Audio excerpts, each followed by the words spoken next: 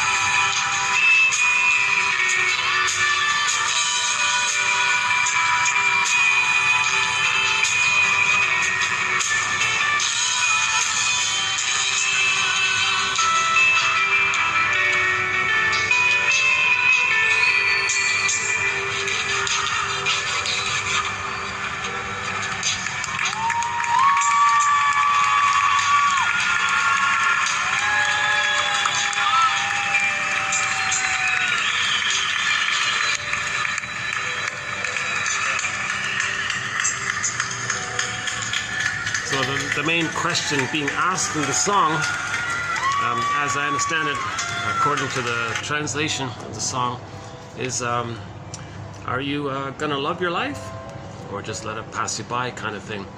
And one of the images in the song is somebody's on the subway platform, and they see the trains passing by, and they just sort of see the lights of the train passing by.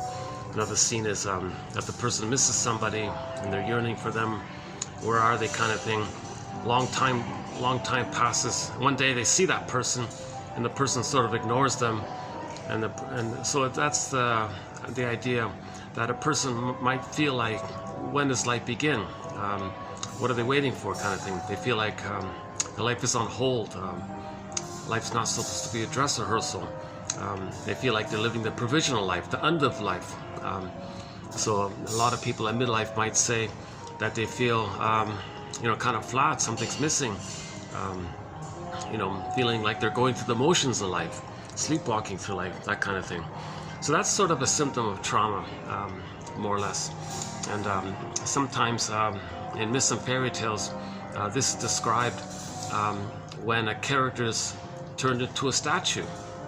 echoed becomes a statue, or something's frozen. So we might feel metaphorically frozen or statuesque, or sometimes it's wooden or flat. Or in the Velveteen Story Rabbit, the person feels unreal. And the story about the carpenter who takes a block of wood and carves out this little boy, and he keeps praying that he wants the boy to come to life. Again, a metaphor that a person might feel kind of flat or wooden, a byproduct of trauma, and they want to come back to life, kind of thing. So that's what we're looking for. We're looking to get back our animation, like our embodiment, our golden ball, the vibrancy, the aliveness of our feelings. Babies have it in the beginning. I feel that for I am. With trauma, it gets kind of squelched down or pressed down, meaning the memories are recorded in the implicit memory system, the pre-verbal memory system. They call it primary process mentation. It's the baby's brain, before language, this sort of pre-verbal time, and it gets recorded in this part of the brain that sometimes is called a non-reporting brain, and we don't know it, so hence it's unconscious. But a lot of our energy is sent into these memories, and these memories, basically, it's a deep belief that to have our feelings, it's going to cause so much pain, and that's a trauma, and we're, as a byproduct of the repression, the loss of, and then we don't even really know what our needs are, because once upon a time the baby had needs, they were unmet, he felt scared and afraid. For whatever reason, the mother didn't recognize the baby's feelings as well. So his needs and feelings, which are closely linked, needs and feelings, that whole psychological self, emotional self, I feel therefore I amness self, this inner life area, it kind of gets squelched. They call it repression, meaning recorded into the non-reporting brain. Okay. So it's another way of saying it. It's simple classical conditioning. A person's going to be afraid of their feelings because of the memory, and no one wants to relive that, so they're kind of like frozen with that. That's the whole issue of, that's the whole theory, that we want to build awareness and consciousness, and then maybe it's like a container, like a basket, and then maybe our feelings can come back into ourselves. Okay, so one poet says psychoanalysis looks for an egg in a basket that's missing. Okay, so we want to weave this basket, meaning explore ideas. We have 10,000 quotes here and 1,001 windmills of the mind. We can pick around and choose and just see what links up and what's interesting. So like the bird who flies around and picks twigs and leaves to build a nest, and then there can be an egg. Well, maybe we can be like a bird in a sense, where we can pick around at these quotes and just pick some that are interesting, put some aside for incubation, revisit it later on, and there might be little therapeutic turning points, a little aha moments. Just keep weaving these. So these quotes, there's no perfect answer here. They're clues. They're stepping stones that might lead a person to a better idea, or like prompts that lead you to a better idea. Guesstimates, ballpark approximations, okay, invitations for mutual exploration. So there's no set answer here. So each person has to be their own existential detective, okay, psychological detective. Find your personal history, okay, narrative medicine. So that's weaving the basket. Okay, Sanford from 2 or 3 videos ago, Johnny Sanford made a big emphasis that we know our uniqueness on the condition that we have an ego, that we have consciousness. Then we can feel our uniqueness, and our uniqueness is expressed via the container of our consciousness. So we need an ego for that. But in trauma, the ego is damaged, or it gets submerged, or lost, or fragmented, like the scarecrow in The Wizard of Oz. Okay, so if we stick with that story, then yeah, the child lost his feelings. That's a Tin Man. Feels empty and missing his heart, like all that kind of emotional, metaphorical, energetic heart, right? And then notice how they're separated, right? The Tin Man and the Scarecrow are kind of separated. Means that that's the mind of a person that can't know or link the knowledge with the loss of the feelings. In that condition, a person feels disembodied, That's the cowardly lion off in another corner. Dorothy's the part of us that wants to line things up again. Or we can say, be like Dorothy and line up our mind, feelings, get it back in the body, kind of thing. So in this video as well, we'll be adding a couple of quotes to our very difficult topic on trauma. We have 58 topics or chapters, e-booklets, threads. I think for me personally, yeah, the toughest one is this topic of trauma. Yeah, so we'll see how it goes in this video. You know, this is such a difficult topic that this is like my third or fourth retake today, because I stumbled around and I was a little triggered by something, so I kind of, let's see how we do this time here. In the last video, we talked a little bit about one of the symptoms of trauma, a thing called trance logic or doublethink. That can be like that links to how the baby's oneness with the mother is a problem there with the mother. So the baby is considered merged with the mother in the beginning. Okay, so it's called undifferentiation, fusion, symbiosis, mother-infant dual unity, unico mystica. So the baby in the uterus theory is, well anyways, no one's presented the theory that the baby in the uterus understands that he's like a little person with his identity and sense of self and all this inside his mother, who's another person with her identity and personal history and her sense of self, and there's kind of like two separate people there. No one's offered that idea. General consensus is in the beginning, the baby's his eyes are closed, her eyes are closed, he or she's in the amniotic sac, floating around in this oceanic feeling, this oceanic oneness, even oceanic bliss. The bliss part is because he has his golden ball. I feel therefore I am this. So he's enjoying the present. So joy runs the console. So he enjoys. He has enjoyment because joy's at the console. That's the normal baseline emotion for a person, that joy runs the console. Okay, reference there is the Disney film Inside Out, the 2015 film by the Disney company called Inside Out. So joy runs the console for a person. But as that film shows, when there's trauma, joy got zooped away. Sadness got zooped away. Sadness means they can't more losses, can't accept losses. Then there was mainly anger left at the console, right? Anger is not primary. Anger is the reaction to when there's trauma. So in the beginning, the baby has joy. I feel therefore I am. So he's enjoying the present. Assuming there was no prior prenatal shock trauma that froze him up in an earlier state, and then he's just going through the motions, not enjoying the present, if he's stuck in the past with the fear of the past. So assuming that didn't take place, so he has his golden ball,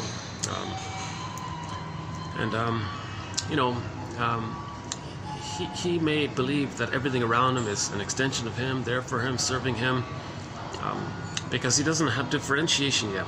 So he's there, everything's around him. Is it him? Is it an extension of him? Is it there for him? He's enjoying, he has his golden ball, so he enjoys the present. There's no time, so it's infinite. So he's in a kind of blissful, they call it oceanic bliss, oceanic feeling, oceanic oneness. So the power of the mother, all that power of the mother for the baby, he thinks it's his power. That's called infantile megalomania.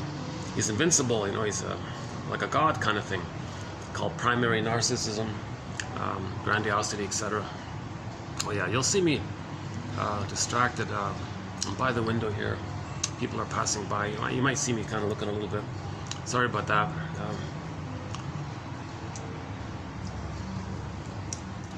I'm thinking maybe this will be my last time doing this video here,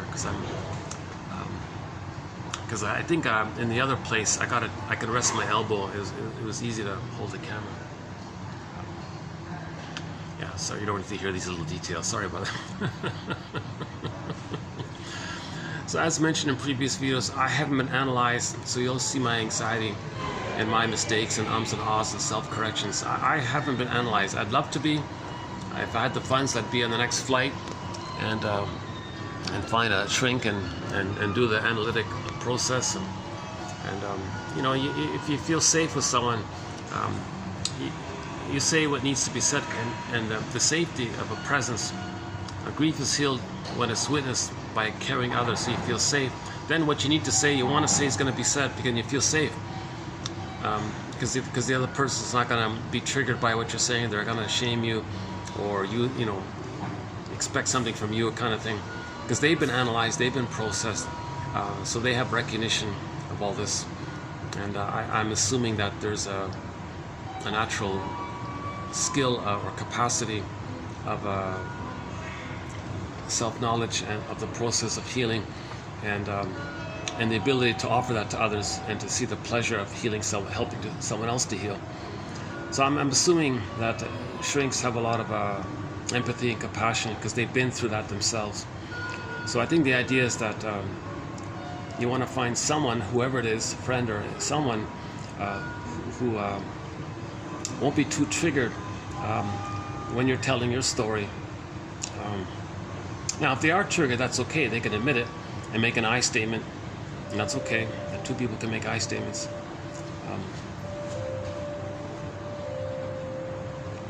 Okay, let me maybe backtrack and return to that point later on. So grief is healed when it's witnessed by a caring other. That's sort of the yin of healing. When you feel safe, you say what you want to say. That's the yang, free association. So we need the yin and the yang of healing. That symbol, that's a powerful symbol of the self, the yin and the yang symbol. You've got the circle, the yin and the yang, and there's like a harmony and a recognition of the two, and the circle holds the two. So the self has the feeling self, that's the yin, okay, the ontological self, so-called, nowadays they call it the feminine principle, or the feeling self, or the yin, the embodiment, your connection to yourself. And from that feeling place, you're going to have your doing from that. So from your healthy feeling, your doing will be natural. Now, Woodman says, yeah, if the feminine principle is damaged or wounded, then the doing is distorted. So there's that whole link between our doing comes from the feeling, right? So just that recognition, that to be aware that what we're doing is meant to come from our feeling. If our feeling is healthy, our doing is healthy. If our feeling is wounded, then our doing is kind of distorted, looking for healing. Kristen Wilson says, if you're not in your body, you're not making sense. Put it that way. In the Disney film, joy and sadness representing the yin, or the feminine principle, got zooped away, meaning repressed. It's not lost, it's just recorded, but it's in the unconscious, so it's kind of like lost, kind of like. So it's kind of, that's considered a wound, right?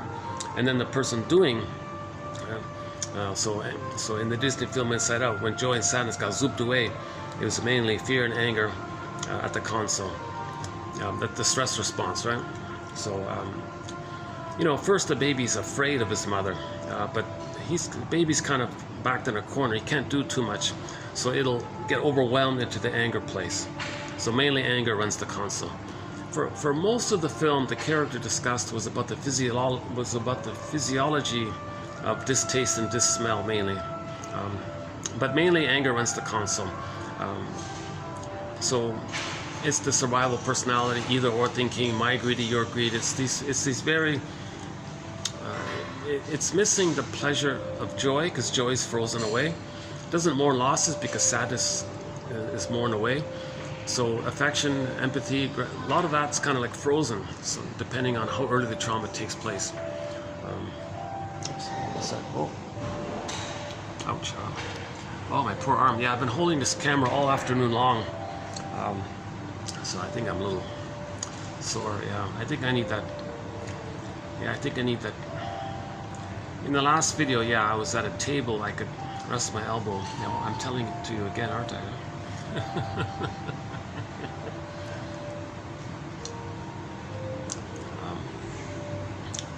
Yeah, today's been a bit of a struggle to get this video today, to tell you the truth.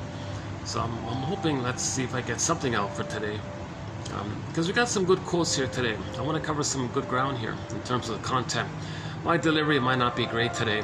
That's why the quotes are posted below for each video. If you click the more link, you'll get the quotes. 900 videos, roughly 10 per video, 9,000 quotes here on the channel. Or for convenience, one can go to the coffee page and get the complete encyclopedia of 10,000 advanced self-help quotes. They're relevant. I believe them to be of high quality. they're not too short, not too long. There's like a warm manner, like a warm, intelligent manner to the quotes.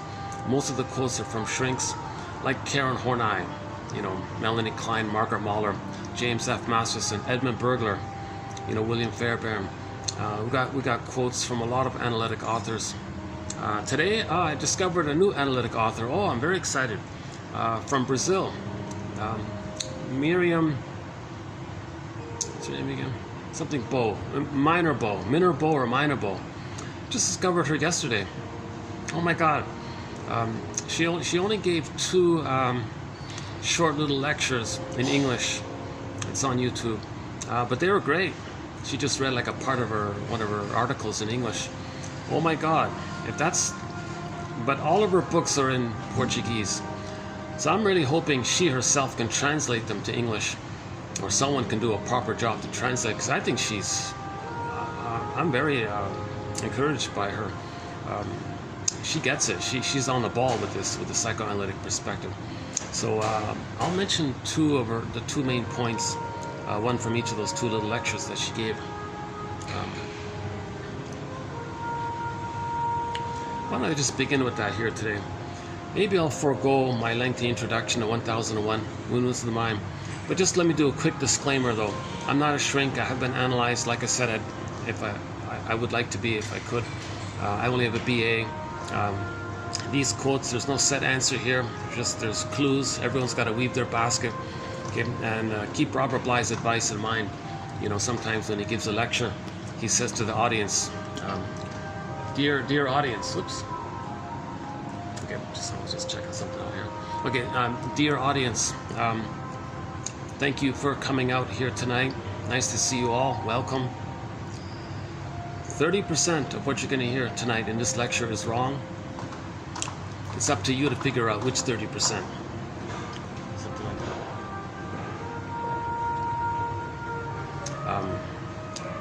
that. So he's emphasizing each person has to weave their basket, be their own psychological detective, existential detective. We need a strong ego. We want awareness. Just to clarify again, this term ego, we want an ego. When trauma gets damaged, that's a scarecrow. We want an ego. That's our consciousness to know ourselves and our feelings, that we can. It comes through the ego is what makes us know ourselves, and then we can express ourselves by the containment of the recognition of ourselves. We need ego for this. Now, in pop culture, they use the phrase, "Oh, he's got such a big ego. He's an egotist, or he's egocentric." These kind of things in like pop culture, they're talking about grandiosity. Okay? If the baby's traumatized, if a person is traumatized early on, they may take refuge in the old archaic belief that when they were in the uterus, it was all about them. That's called grandiosity, infantile megalomania, primary narcissism, the glorified self, the idealized self, the ego ideal. I think it's all up solipsism, all about them, part object relating. So they're very narcissistic in that area, right? So when pop culture uses the word, he's an egotist or ego, and he's got a big ego and all this, lose your ego, they're talking about let go of the old belief that you had as a baby that you're a little god. They mean it that way. But in the soul repair perspective, in psychoanalysis, ego is what we're looking for. Put it this way, if a person, Sanford says, if you have a big ego, it's because you don't have a strong ego. Okay?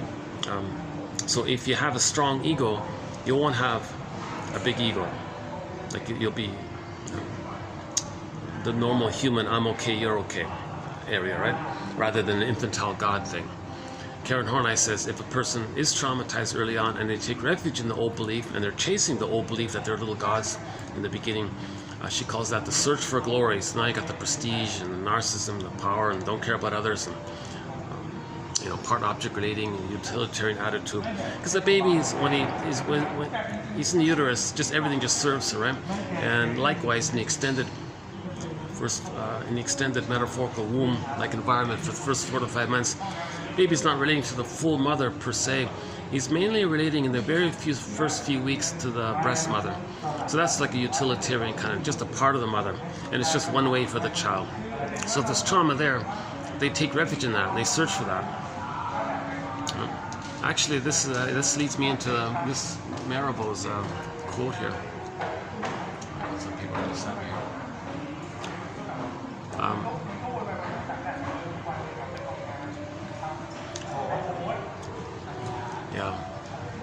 Oh yeah, it's always a delight when I can finally find like a place where it's kind of quiet all around. I can get it to a flow. Let's just wait a few minutes here. Oh, if they're gonna settle there, maybe I need to move. Hang on a sec. Oh, they're moving, okay. A second.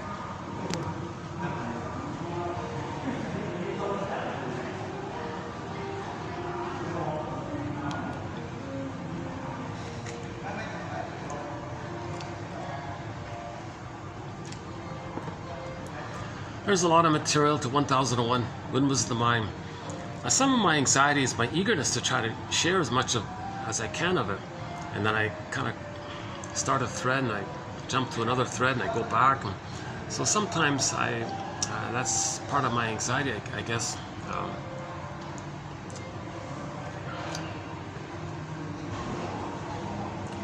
So one exercise might be to read the quotes, and pick one, let's say, pick one that's interesting. And so one can get 900 quotes right off the bat, just by clicking through the 900 videos and picking one. That might be a good start to weave a basket, right? A good place to start is the comic psychoanalysis. A very good place to begin self-reflection. Okay, the midlife audit, the midlife examination period. Okay, the second journey in midlife, or the hero's journey in midlife, where we search for the golden ball. So in trauma, we lose the golden ball. It gets repressed. We spend the rest of our lives trying to get it back. So that's the conclusion of Joseph Campbell's lifelong work. We're looking to get back the golden ball, the vibrancy of our feelings in our body. Kristen Wilson says, if you don't have that, you're not making sense.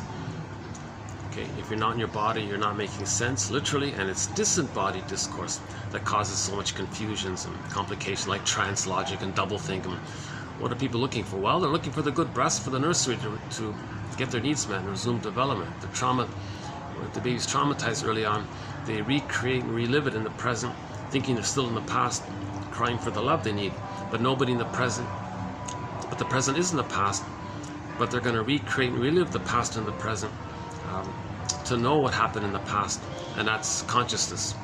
And then you realize, oh my God, now I know what happened in the past. I'm recreating it to know what happened in the past. So then you go on a kind of forgiveness journey. Well, why did the mother not meet the baby's needs? Okay, what was going on with her? And then you go that way, right? So one place to begin is on YouTube. Type in Bruce Springsteen, Independence Day, Toronto, and listen to the intro that he gives to that song. Yeah, that's a good place to start, just right there. Just bit by bit, I'll just leave it there. That's a good place to start. Just listen to the introduction that Bruce Springsteen gives to the song called Independence Day, sung in Toronto. It's like a live concert thing. Somebody captured it on their iPhone, which is great. That's a great little thing that he said. That's a good starting point. We have a whole thread, and we have a lot of points on that thread of forgiving our parents. There's one book is entitled "Forgive Your Parents, Heal Yourself." Recognize the trauma of our parents and what record are they repeating, okay, and so on. And see your parents as people beyond being parents. And there's a whole line there, right? So understanding, recognition, empathy, forgiveness. And during the whole process of that, sadness appears, and differentiation appears, separation appears, because you're knowing yourself, because you're accepting your feelings. As you accept your feelings, you start to differentiate, and then now you're moving towards the psychological birth. See, in trauma, the child doesn't get the psychological birth. So at midlife, we got to sort of do it ourselves by recognizing the freezing, and then we can loosen it up and resume development, kind of thing. So yeah, I think, to tell you the truth, I did discuss it already in my earlier takes. Let me just compromise here and just maybe lunge into the quotes here.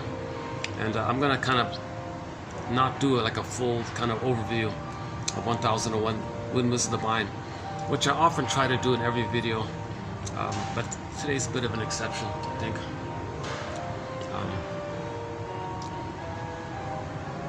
If you click any of the other previous videos, for about the first hour, I try to provide an overview of repetition compulsion, the two main ways it's being reenacted. Okay, the stinger personality patterns and then the clinger personality patterns, the issue of identification with the aggressor, you know, if two stingers get married, how that, and the scapegoat hunger because of that. Two clingers are on the developmental track, so if they make I statements, they can get to I'm okay, you're okay. If a clinger marries a stinger, what goes on there? We talk about transference love, like the spellbound, the infatuation, you know, the puppy love, the romantic and passionate love thing. Where if somebody, see that when the baby is laying down neural circuitry based on this interaction with the mother, and there's a problem there. Later on, if you meet someone who reminds you of the mother, you're back at that place almost, so you're spellbound. Oh wow, follow your spell. I can't live with you, can't live without you. See, the original thing with the baby is he can't live without the mother, but he can't live with her because she's hurting him so much. Now, if you meet someone in the present that reminds you of the mother, you're going to be revived. It's like a second chance. Maybe this time mother will do it right this time because you've been waiting for mother's love. So somebody in the present reminds you of the mother. So you transfer all that neural wiring to the person in the present because emotionally that's the mother. The person in the present is like an emotional reincarnation of the mother in the person in the present. So hence you're spellbound, transfixed, puppy love, infatuated. So we played the song Lovesick by Rick Sanders recently. I think two videos ago we featured that song called Lovesick by Rick Sanders, one of our musical voices. We also played another song of his called The Dream. Yeah, that was a good video. Yeah, 2 videos ago. Yeah, that was a good video.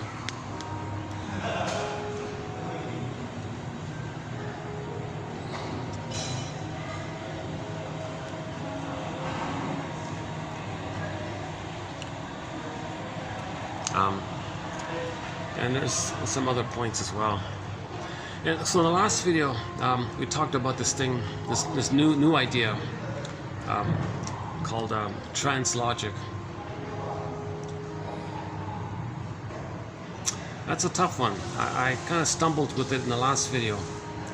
It's in a 2-parter, so I was a little kind of all over the place with that video. So I'm going to continue a little bit in this video, and maybe give it a rest and come back to it later on, because it's sort of out of my zone here. This topic called trance logic, because we don't cover this whole hypnosis area, right?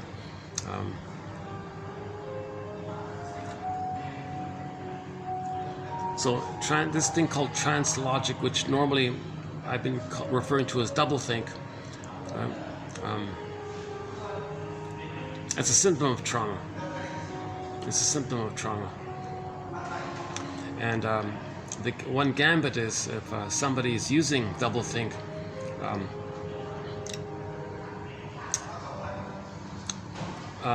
the lie, so one part's a lie, one part's maybe true.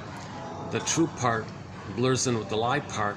The person hearing it is going to accept the whole thing and forget about the lie part, because that resembles the original scenario of the pain with the mother, and they're frozen with the fusion with the mother. So if somebody gives you double talk, you're reminded of with the mother. Now when the hypnotist is recreating what's called identification with the aggressor. When the baby's traumatized, he's going to identify with the aggressor and be like the mother. So a quick way to understand this topic of trance logic is that when the hypnotist tries to evoke that, so using kind of confusing something that's irrational, not logical, and then saying something that's logical, that immediately the person is in this little, they revive that fusion and confusion and the trance with the mother, trance logic. It creates the old trance the baby had with the mother. Then the hypnotist says, oh, do such and such. Okay, so they've identified with the aggressor. Baby wants to please the mother, so they want to please the hypnotist. So they'll do that. So that's the source point of understanding the link between doublethink and trance logic and trauma, where the baby identified with the aggressor with trauma. So very early, okay, just in summary, if the baby's way too overwhelmed with the mother, he identifies with her, to have her. But when he replays and reorchestrates the trauma with her, he acts like her and does to others what his mother did to him. So those are the stinger personality patterns. That's a more severe trauma. His development got derailed very early on, and he just imitates the mother, shaming others to replay how the mother shamed him. That's actually a cry for love. So everything's love or a cry for love. In trauma, it's a cry for love. So in trauma, we create a record called The Cry for Love. It's one tune. There's only one song on that record called The Cry for Love. Okay, so babies need babies have needs for the first 3 years. Okay, just in ballpark, the first 4 to 5 months, the baby needs a fusion, like a oneness with the mother, called a positive maternal experience, maternal holding environment, an extended paradise with the mother. Just the two of them.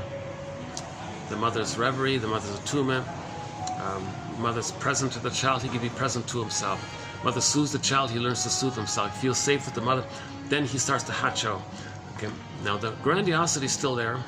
Okay, all babies think they're gods in the beginning, so that's still there. His Majesty the baby, they call it. So from 4 to 5 months to 18 months, he starts to hatch out of the oneness of the mother. But he's got superpowers now. He thinks he's a little god, so that's the Superman phase. He's invincible, he can do anything, the world's his oyster. He thinks everything belongs to him, serves him, he owns everything, that kind of thing, right? So that's part 2.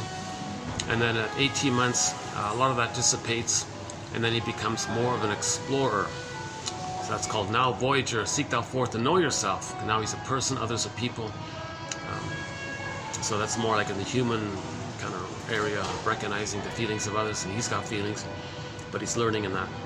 If the child's traumatized before 18 months and doesn't reach that, now Voyager phase. Okay, so the egg phase, meaning the paradise, okay, the extended paradise, first 4 to 5 months, like a psychological egg, mother infant dual unity. Okay, so just the two of them, the baby's in this blissful state of oneness with the mother. That continues. What he had in the uterus, one with the mother, he needs that one with the mother to continue for the first 4 to 5 months. Okay, that's like an extended land version, a paradisical type of thing, right?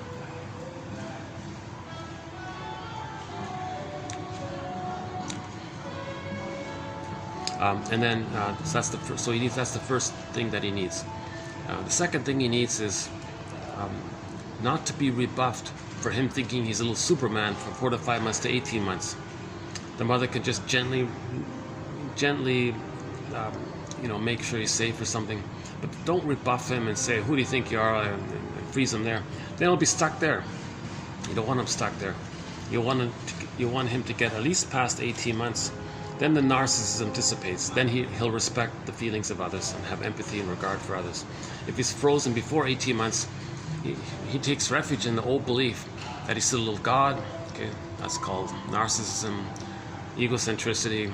He's got a big ego now, but not like a healthy, strong ego. He's got he's got the false belief that he had, that when he was in uterus he was a little god. That false belief. So 18 months to 36 months, now Voyager phase. So the 3 main phases, right? Egg needs, Superman needs, and now Voyager phase. Okay, so egg, Superman, now Voyager. So he has needs during those 3 main phases. So if the baby doesn't get his needs during those 3 phases, wherever it takes place, you see, wherever it takes place, it's going to lead to different personality patterns.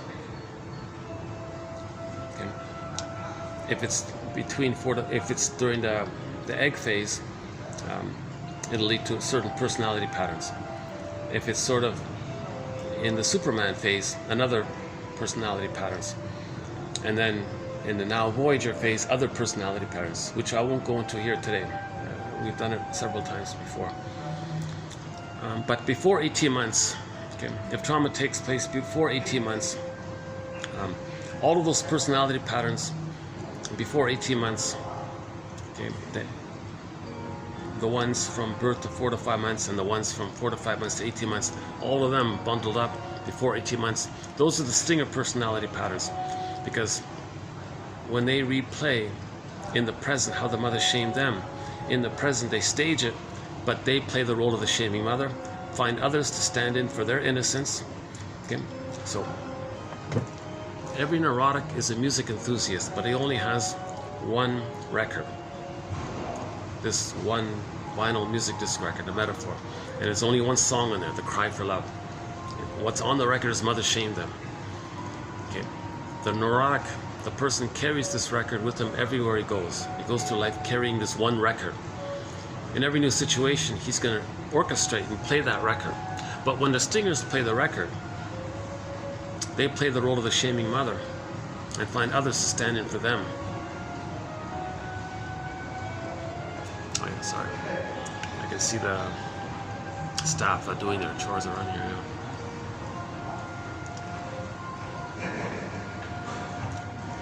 Yeah, things are.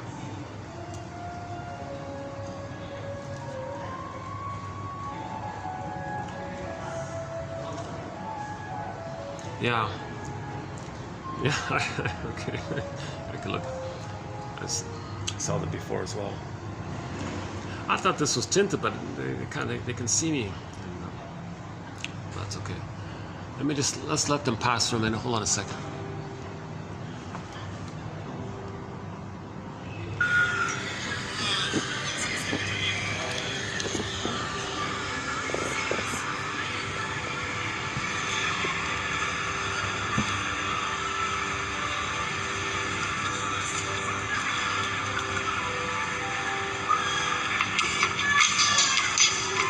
Are you going to love life or just let it pass you by, she asks. We have a choice.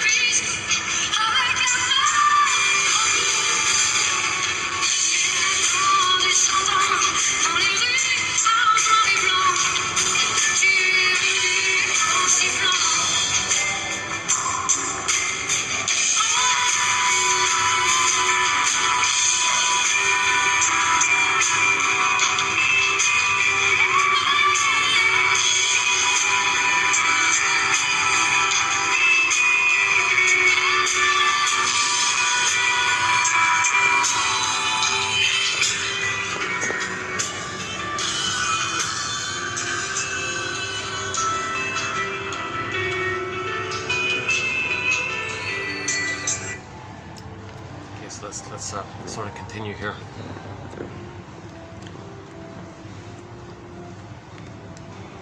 It's really a mixed bag, eh? Some videos are, I think, pretty good. I like some of my videos. Some of them are really kind of choppy. I thought, oh Jesus, I really missed it. So it's a mixed bag. If you click on a video, if it's going to be a more coherent, smooth video, or it's going to be a little more choppy like it is today. But I still want to see if I can get these quotes out for today. Okay, hold on a second. Yeah, I think I gotta stick to the other place with the table. Yeah, maybe this will be my last time here. Yeah, let's do it. Plus, I have the issue the AC doesn't reach here. Like it's kind of, you don't see it, but I'm baking here. There's no AC in this behind the TV here. Okay, again, let's save this video here. Trance logic. So we'll talk a little bit about trance logic, a continuation from the last video.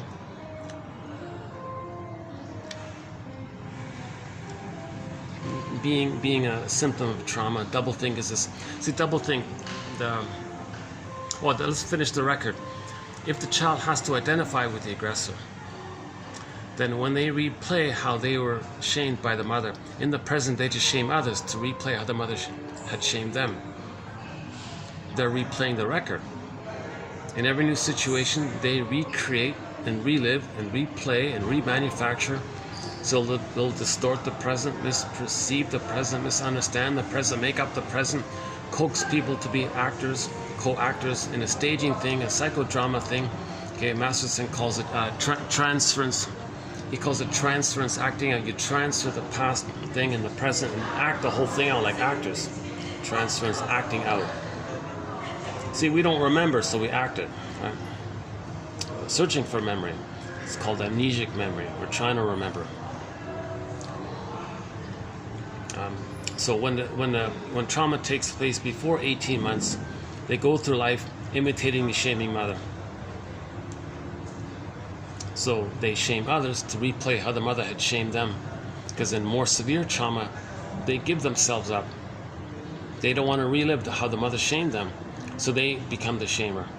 Okay, so that's their emotional development is way more derailed and detached, and it's fixated at an earlier state. See, the clingers, the pleasers and the caretakers, they're more childlike, and but they maintain the original replay of the mother shaming them. So they just coax others to reject them, so for them to know that the mother rejected them. But the stingers don't want to see it that way. They want to know how the mother rejected them by them being like the mother shaming others. That's how they can know how the mother rejected them. So in either case, in the stinger version, okay, or the clinger version, so the clinger version, they just go at others, prod others to reject them. So they don't hurt others, right? They just coax others to reject them. That's like a direct replay of how the mother rejected them.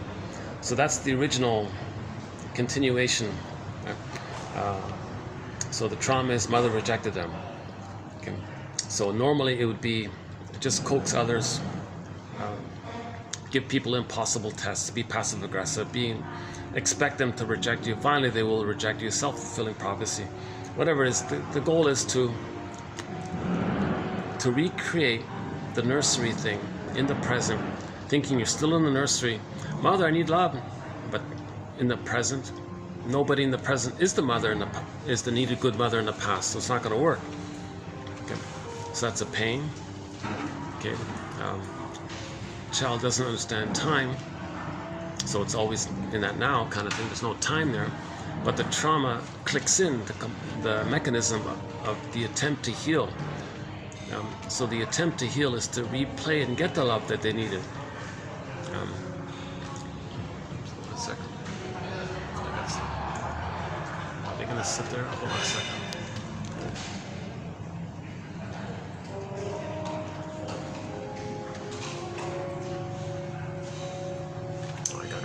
understanding, just sitting, settling right beside me. Just as well, let me cool off. Let me go somewhere and cool off, and I'll come back and do the quotes. Hopefully my battery's going to be okay. Yeah, let me cool off somewhere. We'll come back. Hopefully he'll be finished when I get back. Yeah, hold on a second. Oops. Oh, hold on. Exposure's locked. Still recording? Okay.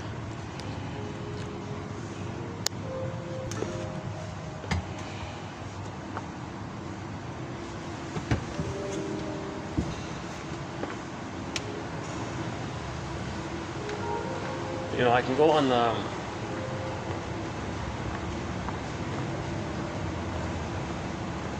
I can do a bit of this on the 6th floor, so let's go there.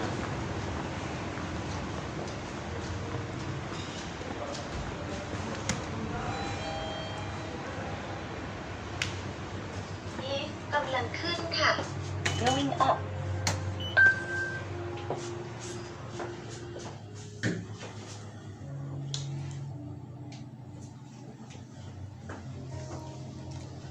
Let's go to the 6th floor for a bit.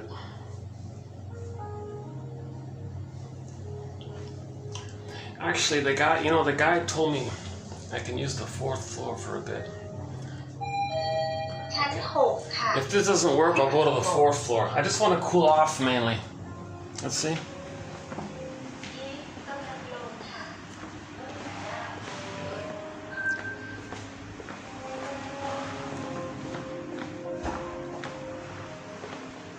Hopefully this... Okay, good, the door's closed. Alright. So we'll here for a bit.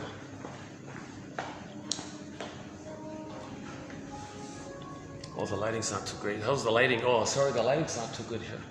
Sorry about the lighting. But I'll take the quiet. Yeah, let's actually it's not too much AC here actually either. Oh, that's too bad about the lighting. No light switch, eh? It's too dark here, isn't it? Yeah. Let's try the 4th floor then. Okay, let's go to the 4th floor.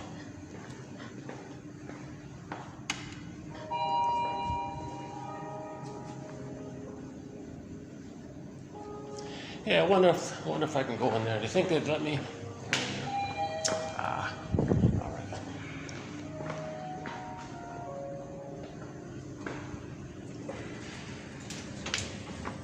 Lift กำลังลงค่ะ Going down.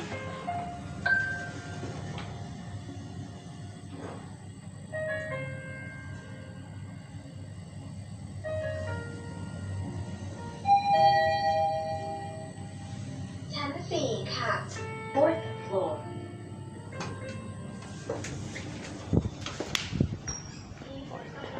Oh yeah, here it is here. Yeah, he said I could use this for a bit. Yeah, they're preparing. Yeah, see, they're going to prepare for the big function here. Yeah? Maybe I can just sit in here. Let's see. I know there's no AC in here.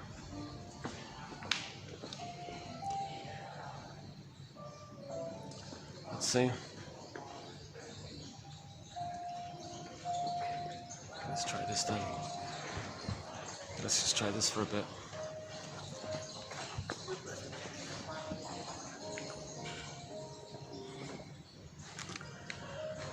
Let's try this for a bit, yeah. So repetition compulsion. Every neurotic is a music enthusiast, but he only has one record. He carries this one record with him everywhere he goes. Every time he sees a record player with never-ending fiery ardor, he spins off that record. He plays that tune, meaning he recreates in a theater thing something that symbolizes or metaphorizes the past, so he can feel and transfer the emotionality of the past into the present. So the present becomes like the presenting past. The present is like a new edition of the past, a replay of the past. Okay, because the emotionality is timeless in the past. So the present is still the past. In the past, the baby wanted mother's love. So in the present, they're going to reorchestrate this cry for love with others. Now, when the stingers replay that record, mother shamed them, since they had identified with the aggressor. When they replay and reorchestrate how the mother shamed them, they do it by the flip thing. They identify with the aggressor, see themselves onto non-threatening substitute others, safe others, okay, and then they're going to be the shaming mother who shamed them. That's what's on the record. But where is them? Them is others. So they're going to shame others to know that the mother had shamed them. So that's the stinger personality patterns. They're more hurtful that way. But them doing this is for them to know how the mother treated them. And that would be a therapeutic turning point to notice this and say, oh my God, it doesn't make sense. Because a person can have 20 lifetimes being like the bully pattern, Iago pattern, lower functioning BPD pattern, narcissistic pattern, all these stinger personality patterns that we talk about. It doesn't work. Right? A person can have 20 lifetimes being cynical or negative towards others. It doesn't zoom them back in a time machine and where mother noticed it and changed her ways and they got the love. The purpose is to be conscious, so we need an ego. You see, these quotes help us to build an ego so we can make these therapeutic turning points, and then a stinger personality pattern can get back on track kind of thing and accept the original state of affairs where they were wounded by the mother. They felt wounded by the mother. So when they replay it, their tendency is to expect others to reject them the way the mother rejected them. Okay, so in both case scenarios, the stinger way and the clinger way. Now the clinger way, they just coax others to reject them the way the mother rejected them. So the clingers are frozen between 18 months and 36 months. Okay, they still hold on to the original belief that all babies start off with, which is I'm not okay, you're okay. They're still on track. They're still on that developmental track of I'm not okay, you're okay. Okay, now in the stinger's case, okay, so when the baby doesn't get his needs met, doesn't get his paradise, he thinks he's defective or something. He thinks he's flawed or something. Where's his paradise? He's everything. He's in pain. What's wrong here? Maybe something wrong with him, because he thinks magical thinking with something wrong with him. He must have thought it, and that's why it happened. We don't know what it is. Plus, the baby can't parse out where he begins and ends and where the mother begins and ends. So if the mother's quote-unquote defective, right, and then he thinks he's defective. It's not true at all. Plus, part C is the baby might want to try to accommodate the mother, please the mother, so he can get his paradise. He needs the paradise of the mother. So the baby thinks, gee, what have I got to do to please my mother here, make her be loving? He can't do it, so he thinks he's defective. Again, insult to injury. He's got to deny that the mother's hurting him and make it up or believe that she's wonderful. That's the splitting mechanism. Now he thinks he did something wrong. He violated something. So that's called unconscious guilt, layered on top of the underlying unconscious shame. You add it all up. All babies begin with, I'm not okay, you're okay. Mother must be seen as okay. Okay, so that's the template. So later on, you put a dash between the letters M and the O in the word mother. So other must be seen as okay. Now in the stinger personality patterns, there's a huge derailment of this. They can't hold on to that anymore if they're too shamed by the mother. So they project their sense of true self that's so defective and shamed and guilty onto others and say others are not okay. They take refuge in the old grandiosity that they're little gods, so they'll take that as their identity and say, well, if they're a little god, well, they're okay. So that's the, hence they got a big ego now in the pop culture's term, right? So they end up with the attitude of, I'm okay, you're not okay. So when they replay the record, they're going to say, others not okay, and they're okay, because they've identified with the aggressor now. That's part of, that fuels. If the baby thinks he's a little god and the mother's a bigger god, he becomes a bigger god, that fuels his little god thing. So he's going to act like the bigger god. So he rejects the humanness of it all. So when he says others are not okay, he says your humanness is not okay. He's going to take refuge in the infantile god imagery. Plus he identified with the aggressor, that fuels him. And he can't replay the trauma where he coaxes others to reject him it's too painful to relive that. So he's going to be the rejecter and reject himself, but he's going to see himself onto others and reject others. That's how he's coping with this scenario. Now, in the clinger clay, for the clingers and the pleasers, they manage to not make that kind of crossover. They still stay on developmental track. The stingers they've given up on it. They're frozen before 18 months, and they're kind of looped in that area, right? So that's why they tend to be kind of negative personality patterns, right? The clingers, they actually stay on the developmental track of I'm not okay, you're okay, but they're frozen between 18 months and 36 months. So the grandiosity, they're still childlike, in other words. So they coax others to reject them. They say, are you emotional masochist? Why are you creating others to, why are you coaxing others to reject you? So no, they're replaying the record of how the mother rejected them for them to know that the mother rejected them. So they're trying to raise awareness. The stingers they're like, you're hurting others, and you feel safe with your mother because the mother got some pleasure when she hurt the baby. She got some pain relief or some comfort when she hurt the baby. So they identify with that. That's their Schadenfreude. So that's the emotional sadism. So the stingers, I don't use those phrases too much, but some people refer to the stinger personality patterns as the emotional sadist, Schadenfreude, in other words, right? So the template for this is when they were a baby, the mother got some pain relief or some comfort by the baby's presence, and maybe used the baby as a teddy bear to comfort her or something like that. Or maybe she battled with her mother, seen on the baby, and got some victory over the baby, thinks she's getting a victory over her mother. So maybe the mother got some kind of quote-unquote satisfaction. Not real satisfaction, but less pain because she thinks she's controlling her mother if she controls the baby or something like that. So the baby, victimized by this, he identifies with the aggressor, and he's doing like that. So his pleasure is Schadenfreude.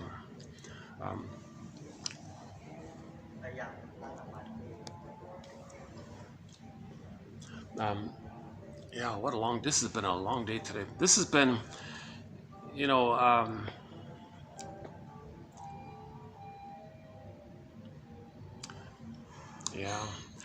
I think the truth is I was a little triggered. Once in a while, my building, there's a lot of drama. Sometimes there's drama in my building, and it keeps me kind of. It makes me think I gotta move here. This is too much drama. Right? So yeah, maybe that's on my mind. Yeah, I thought maybe I would just stay, but now I'm thinking, oops. So.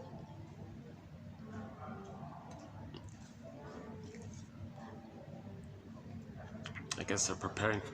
These guys they're constantly preparing for some event here.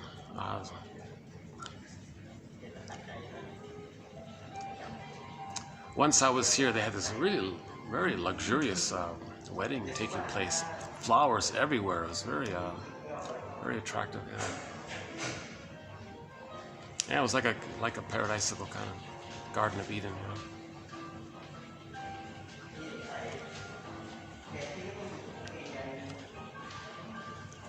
Yeah, he was kind enough to let me sit here for a bit.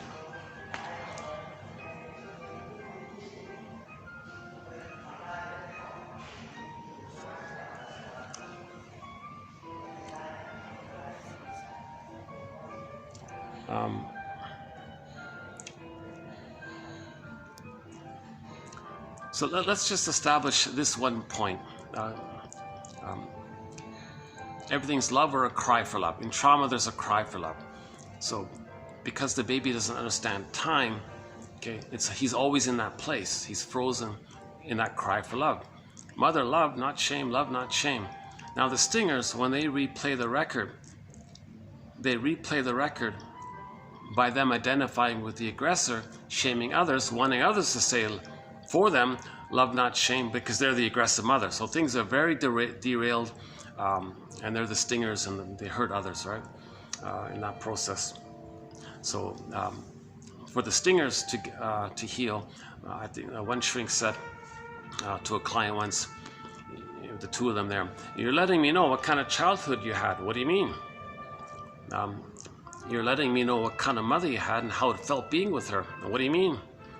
"Well, you're putting me in the role of you. You're acting like her, and to goad me to feel what you felt with her, and you're acting like her." "Oh my God, you mean I'm recreating this whole thing to be aware of what happened?" That's the idea. That's a therapeutic turning point. Now you're getting into the grieving process. You're facing the greatest hurt of all. The greatest hurt of all. Mother failed the person. The mother failed me. The mother failed to provide a secure attachment style. So you got to mourn the loss of the love that was needed. The good mother that never existed, you got to mourn that. But to do that, you got to forgive the mother for not offering it by understanding why she couldn't do it, right? So back to Bruce Springsteen as a starting point.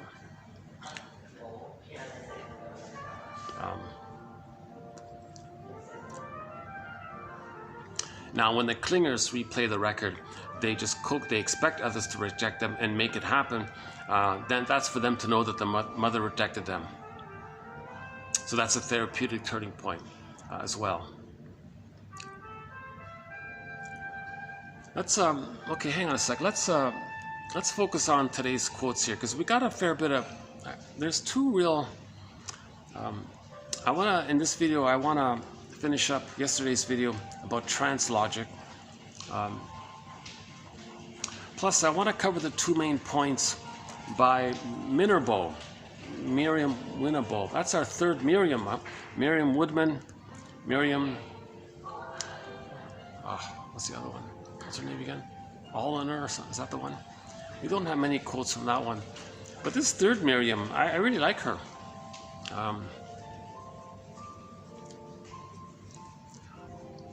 Okay, so she gives two short little talks on YouTube. You'll easily find it. If you know Portuguese, oh, you're really lucky.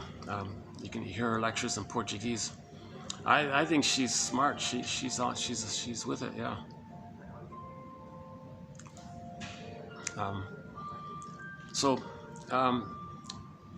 I don't usually use the word superego, the inner critic, right? Mainly, I've been using the self-saboteur concept. So there's a fairy tale called Iron Hans, right, or Iron John, a variation of it, told by Robert Bly. And in the story, the person's in the forest looking for his golden ball. He finds his golden ball in the forest, but it's locked in a cage. He learns that he needs the key. Where's the key? It's under his mother's pillow. Okay, that's a metaphor, I think, that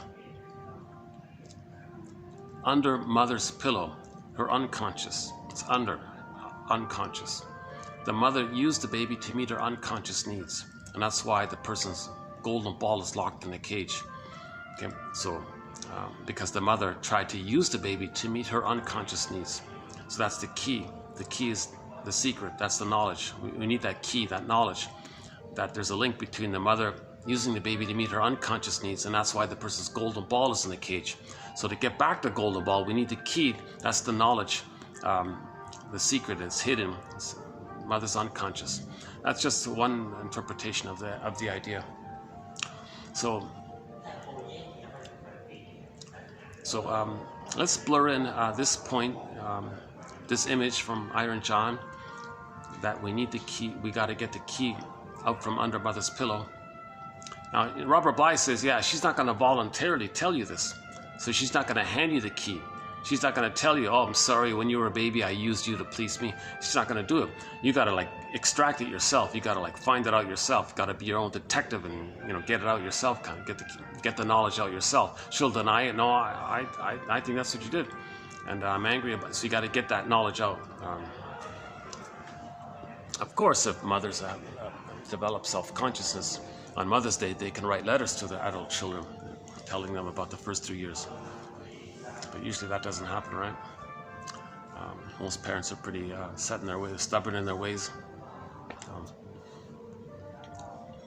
So Robert Bly makes a big point about this. Before your parents pass, all people over 40 need to interview their parents and get as much information as you can about the first 3 years.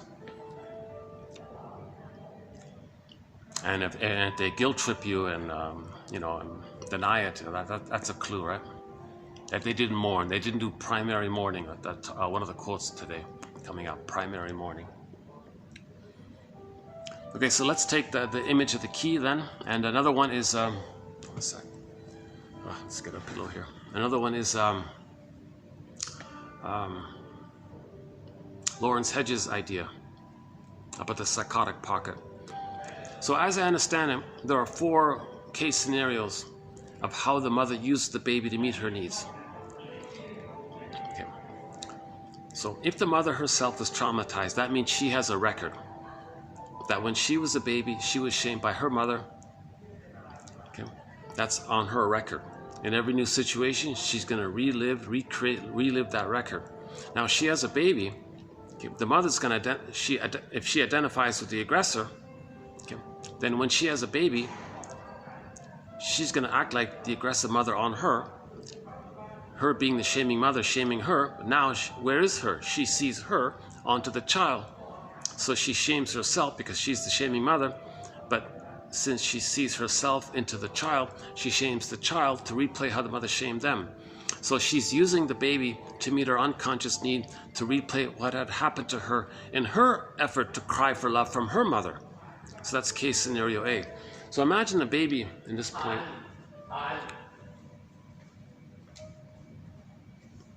Okay, I got a whole bunch of staff around me here. Still okay?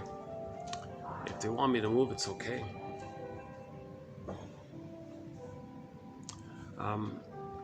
Yeah, okay, hold on a second.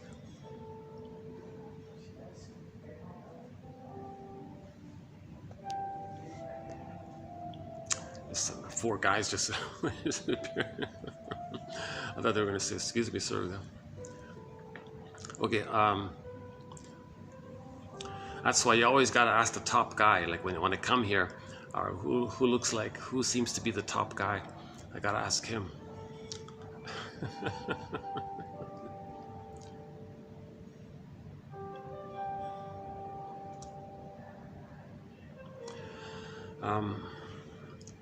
Yeah, tough video today. I'm having a hard time getting this video out today. I want to finish this.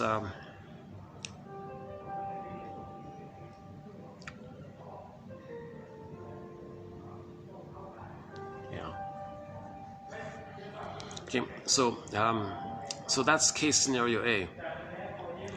The mother has an unconscious need to find love from her mother. So she's crying for love for her mother. So she's going to recreate that by seeing her child as her. She's imitating the mother that shamed her. And that's how she's replaying the record of how the mother shamed her. And when the mother was a baby, she said, "No, mother, I need love, not shame, love, not shame." But when she has a baby, she identifies with the aggressor, shames her baby, so she's doing like a flipped thing, right? So the mother identified with the aggressor.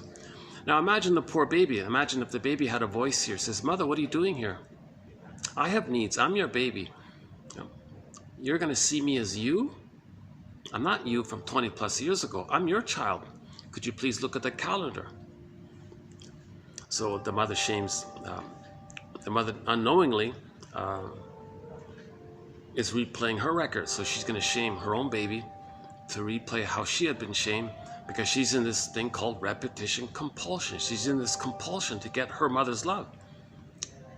So she's crying for her mother's love, using her own child like as a cast in her theater thing. But the child's saying, "Look, don't do this theater thing with me. I'm your real baby here.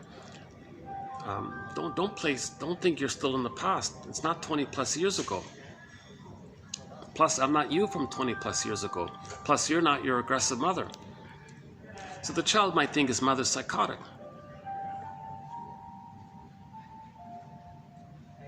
Maybe I should go after all. Okay, let me get out of the way here. All right, let's let me hopefully I can go back to the ground floor.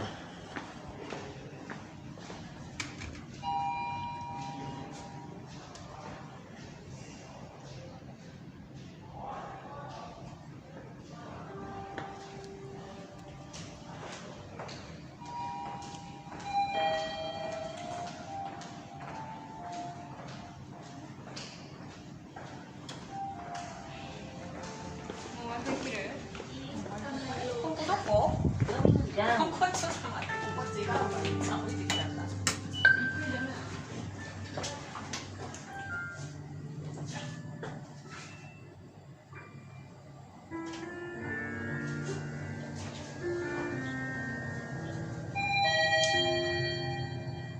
ชั้นหนึ่งค่ะ First floor.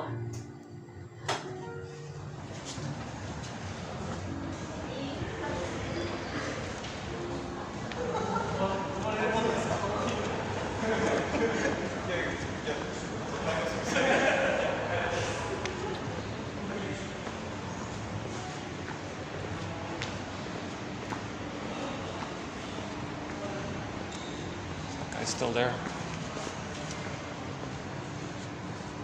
He's still there.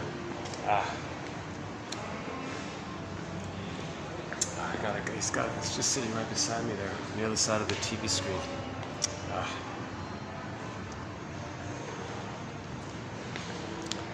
Yeah, this has been a tough video today. My goodness.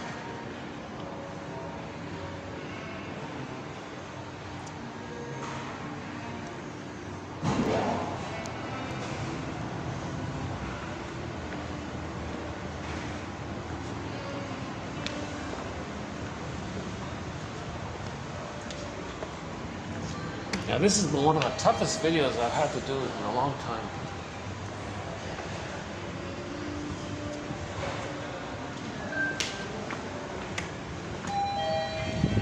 Let's just go back then.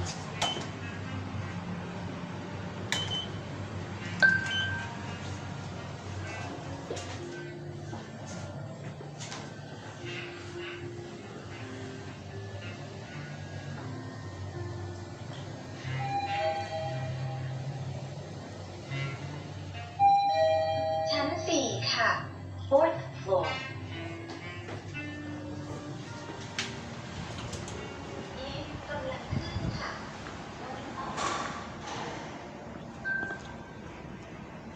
What if I just did it here? Then I'm out of their way, right? Now let's try it here for a bit.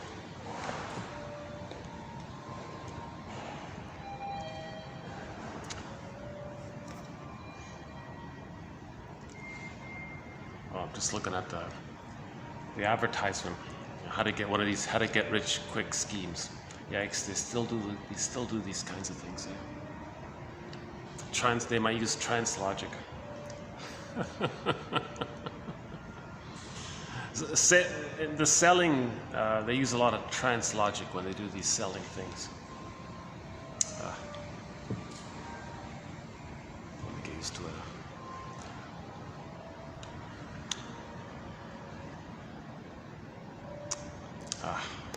Geez, I'm so, yeah, today's such a... Any other place I can go to?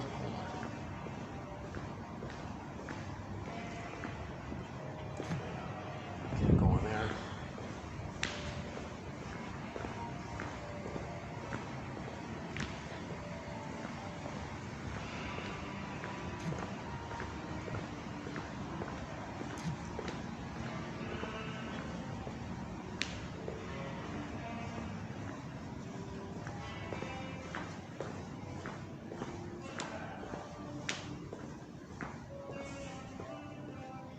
Still there.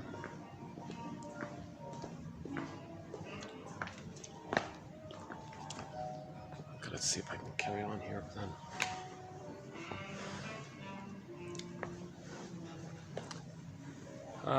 Okay, so case scenario, another case scenario is that the mother has a baby and says, at last, now I have somebody who can be there for me and not let me feel alone and maybe respect me and maybe do what I say, because so the baby's saying, hold the phone, mother.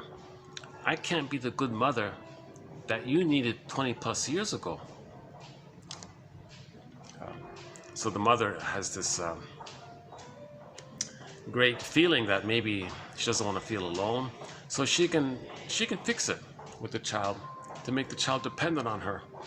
So this is called childhood parentification. She's going to parentify the child, expect the child to soothe her, comfort her, be there for her, do things that she wants, right?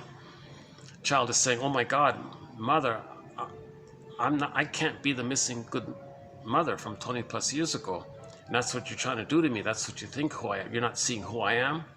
You have this great expectation on me. What are you doing, mother? The child might think, there's something wrong with my mother, maybe.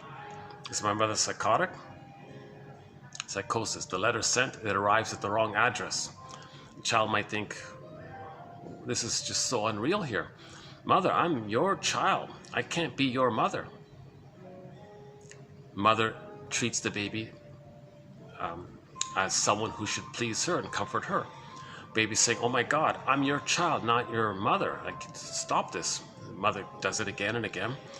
Child thinks my mother's very dangerous, has all these impossible demands on me. I can't do all this and save her and please her and make her be a loving mother to meet my needs. Okay, so this is what Mirnabo is getting at. That this memory leads to the inner critic,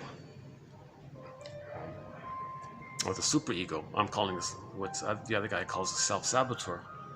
Okay, case scenario C is some because the reverie is broken between the baby and the mother. Okay, a line wasn't established, the baby was removed, maybe the bottle was used, for whatever reason, the rhythm of safety didn't take place for the first 4 to 5 months, and the baby's crying. If the mother says, oh my God, my baby doesn't like me, my baby's rejecting me, the baby's thinking, oh my God, what's going on here, mother? It's not like that. It's just you're not meeting my needs, and I'm scared and I'm enraged by this. And you think I'm your mother who you believe rejected you? You think I'm your rejecting mother from back then? Are you psychotic? Oh. Okay, 1 second. ในนี้คือห้องรับรองใช่ไหมครับที่บอกที่ต้องจากโรงแรมเขาจะจัดตรงกลางเพราะฉะนั้นคือจัดตรงกลางนะครับเพราะว่า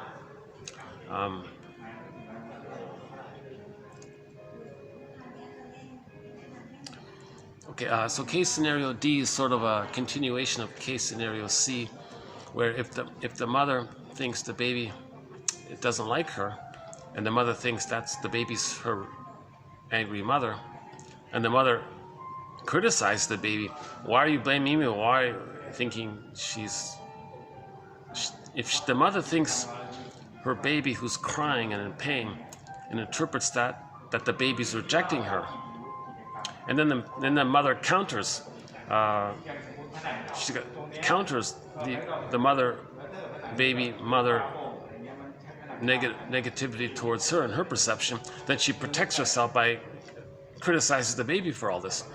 Oh my God, the baby's way overwhelmed by all this. Okay, this leads to the inner critic, the memory of this. So Hedges says there's a psychotic rupture in the child's psyche, like a basic fault, and the child's golden ball goes down the well.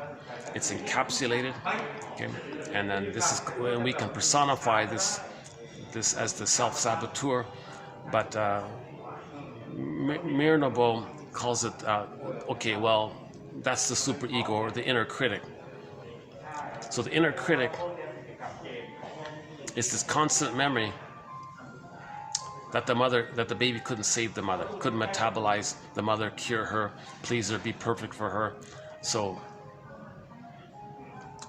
there's, okay, and then now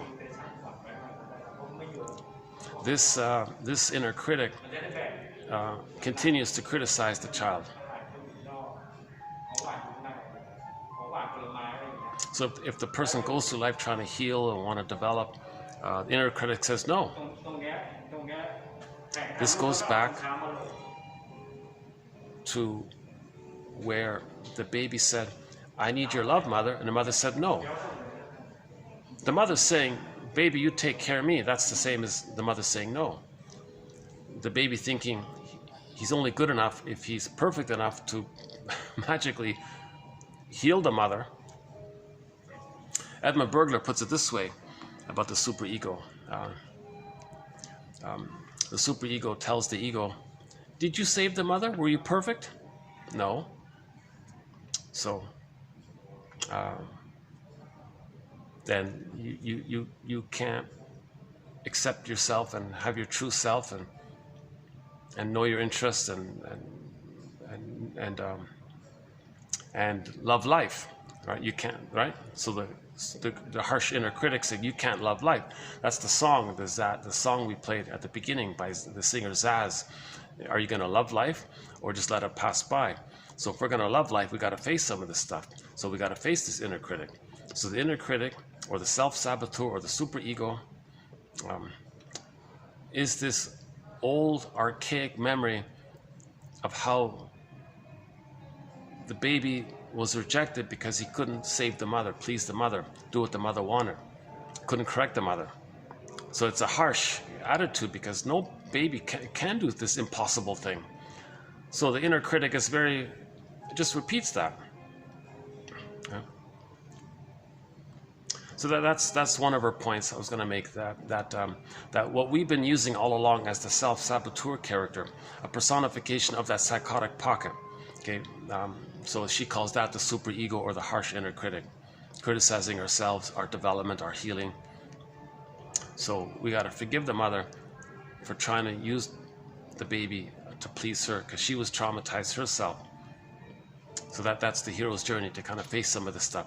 That's called getting the key out from under mother's pillow, this area. But of course, it's not just an intellectual idea.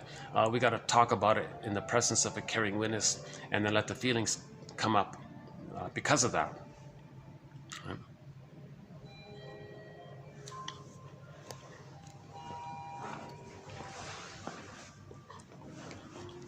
How's the lighting better here?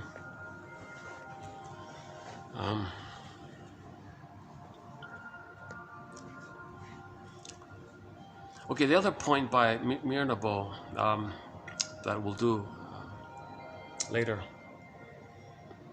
is the psychic structure needed to more losses is differentiation. Differentiation takes place if the baby feels safe and loved to do so. If he doesn't get that love, he's still merged with the mother. Okay. Then later in life, they may have this expectation of His Majesty the baby, and things have to be perfect. So this will lead to all or nothing thinking, perfect or forget it, because they're still in the babyhood place, looking for the good, perfect breast to provide the paradise and the safety of the oneness. Right? So the baby is meant to be in a blissful oneness interaction between the baby and the breast mother. Right? So if they're frozen there, they're kind of expecting that. So they expect others to be like perfect. Right? So her example was, you listen on the tape, she went to some beautiful park, but the person was inconvenienced, Costa Rica or something, and they went to the little snack stand or something, and they didn't have beer that the guy wanted. They had other drinks. Oh, it's not what I wanted. So he was upset, and so he couldn't accept like a little loss because he didn't do the primary loss.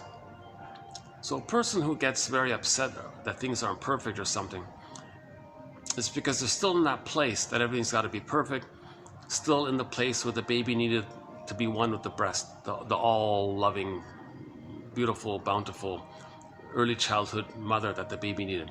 So that's replayed when people are very critical over little things that disappoint. And then they have all or nothing thinking. And then the person might say, oh, then the whole trip was no good, they'll say, because of some little thing that was wrong. That was sort of her general example. So she says it's two sides of the coin. we dissolve the grandiosity of His Majesty the baby, she says. At the same time, we dissolve the expectation that something's got to be perfect.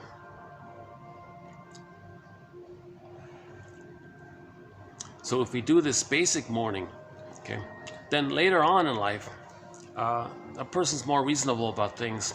They see the three-dimensionality about things, the realistic situation, right? So in that case, okay, he would have preferred a beer, but there's lemonade instead. So it's okay. It's a cold, refreshing drink. It's okay. He has a more realistic kind of view of things. Plus, he's in a beautiful place, and so he can enjoy the trip. So, one self-help author says, if you have like a demand about something, just to downgrade it to a preference. That's his self-help technique. Like like me, I would have a preference. But I can't say it's a demand, because that's the babyhood place of wanting things to be perfect or something. So I didn't explain it too well here. I'm going to read it directly verbatim when I go downstairs.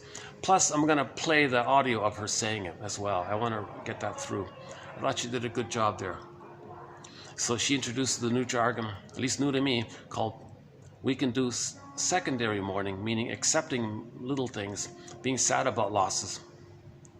Because we did the basic recognition that we're no longer in that traumatic fixed place of all or nothing thinking, perfect or forget it, now or never, all or nothing, useful, great, not, like this either or thing.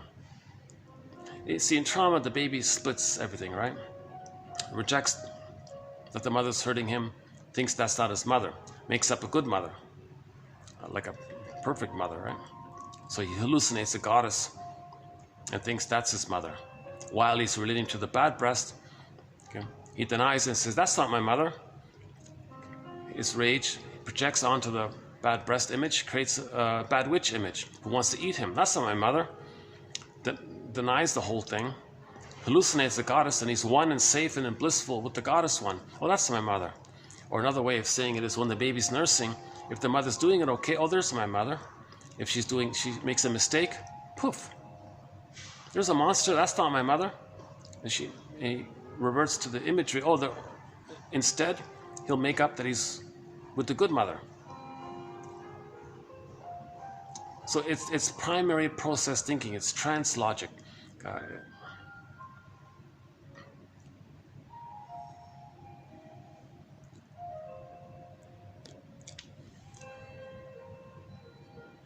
Okay, the bit about trance logic, he said that long ago, some guy named Charot was an expert in hypnosis, and even Mr. Freud there, before he became famous and all that, he flew to France to study with this guy, because he himself was interested in, does hypnosis help people to heal or something? He gave up on it finally, but so I agree. That's why we don't have any quotes about hypnosis. Forget that. We want to do the opposite. We don't want to bypass the ego. We want to strengthen the ego, build the ego, make you conscious. Then the feelings come in. Don't try to bypass that whole thing. That's why a lot of people don't give up. But it does point out that trauma exists. This issue of hypnosis points out of the existence of trauma. So his example was some guy named Orne, 1959, O-R-N-E. I don't know much about him. He hypnotized some guy using trance logic, right? I think they might say something like, don't imagine that this pillow is yellow. This pillow's yellow. Don't imagine that this pillow is yellow. Yeah, this pillow's not yellow. This pillow or whatever, right? So you do like a negative thing, right? You just make up something that's irrational. And that kind of puts people in a little, it puts people back in the place of the problem where they identify with the aggressor. So trance logic has the effect of the primary process mentation of the doublethink. self and other fusion blurred. So translogic doublethink recreates or triggers the problem of the pain between the baby and the mother. Baby and the mother, okay? There's a problem there. Translogic doublethink triggers that. Now what did the baby do? He identifies with the aggressor. So in the translogic, that's why you do what the hypnotist wants, because that's the baby will do what the mother wants, called identification with the aggressor. So his example was he'll make a few translogic statements, you know. For example, this table is a circle. Don't imagine that this table is a circle. This table is not a circle. Something like that, right? Like you see it's not a circle, but he tells you to imagine that it's not a circle. And somehow that triggers the original confusion of the blurring between the baby and the mother. And in that case, when the baby's traumatized by the mother, they do what the mother wants. So he's trying to re-evoke that whole thing. So translogic is an attempt to re-evoke how the person's going to do what the hypnotist wants, the way the baby does what the mother wants, because the baby becomes the mother, thinks like the mother. So his example was he would do some of these statements or something, these hypnotic kind of statements using translogic, something irrational, something rational, and it gives you that trance-like effect of the confusion and the blurring that the person had when they were traumatized. So translogic is like the language of babyhood trauma or something, right? And when a person's reminded of when they were traumatized by the baby, they do what the mother wants. They act like the mother. So I'll read the quote in a minute. He said, "Okay, I want you to walk around the room here." And there was a chair in the room. I don't want you to see the chair in the room. I don't want you to see the chair in the room. Something like that. Like the suggestion is that he's going to do what the hypnotist wants. So the guy would walk around the room, but he would avoid the chair. What are you doing? Do you see the chair? There's no chair. You told me there's no chair. There's no chair here. You don't see a chair? No, I see no chair. I don't see any chair here. So you're walking around, you see no chair? No, there's no chair. But meanwhile, he's actually walking around the chair. So he's protecting himself. So thank God for that, because he has this basic protective vision, inner knowing that there's a chair. But he's got to believe the mother. Hypnotist is the mother. There's no chair. So he's complying that there's no chair, but his deeper issue is, oh, there is a chair. So he doesn't want to hit the chair and hurt himself, kind of thing, right? So this apparently was the source point long ago of the link between translogic and how the baby identifies with the aggressor, does what the mother wants. So the hypnotist re-evokes this whole thing. So the guy. So that's why in the present, with the propaganda and public relations, PR, advertising, salespeople, like that sales ad I saw, they may do that. They may speak in a confusing way. What they do is they'll say one sentence that's irrational, okay, blend it in with a logical sentence, and you blur it up. The blurring up of it explains away the irrational one. You engaged in a hypnotic thing. That's hypnotic to the person. Then they do what the speaker wants you to do. Buy my book or something, right? Or buy this product, or sign up for this such and such. Okay. So a typical sales gambit, I think, they'll use trance logic to trigger up the original mechanism that when they were a baby, they did what the mother wanted. They act like the mother. So the speaker at the podium says,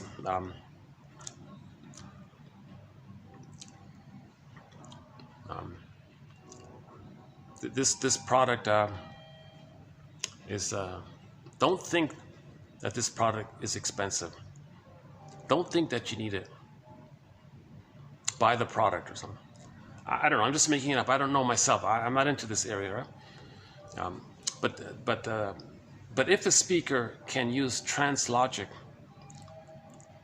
and the person is like, doesn't question the contradiction, like doesn't question anything. Just like how the baby can't question the mother.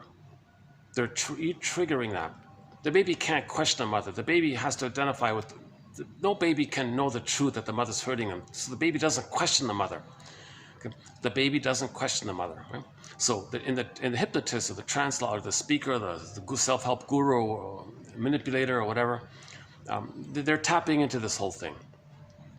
So they'll say something that's really irrational.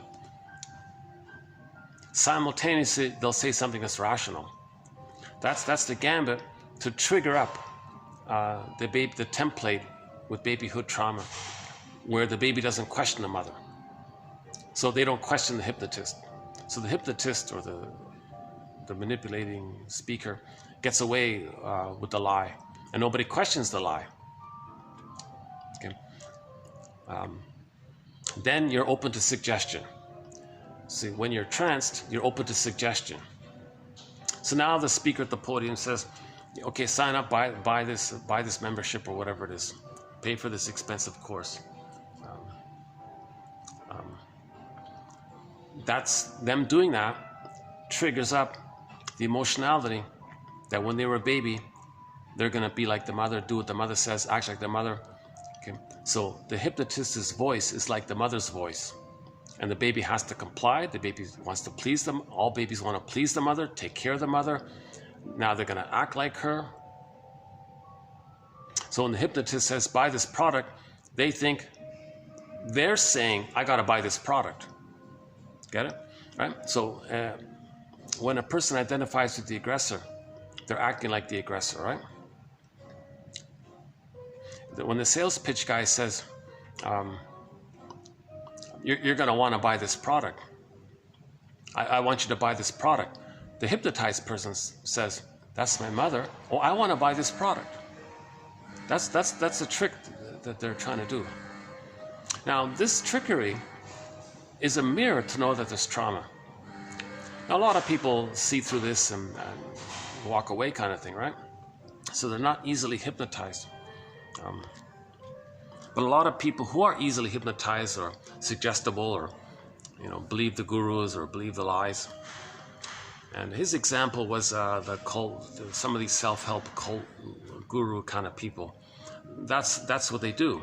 They'll say something irrational, some nonsense. They'll say some nonsense, something that's a little bit reasonable. The person hears the two, it blurs it up. That triggers the babyhood pain with the mother and wanting to please the mother, acting like the mother. Now, when the hypnotist does that, then he can say something. That's the power of suggestion. Then the listener thinks that what he said, it belongs to him. He's going to act that. He's going to say that. Just like the baby imitates the mother, the audience and the speaker in the seminar, they're going to please the speaker, so to speak. I'll sign up to please the speaker. Okay, I hope this point will become a little bit more clear when I read the quote. Actually, now it's kind of quiet here. Oh my God, my battery. Oh no, I gotta go down. This annoying thing with my battery.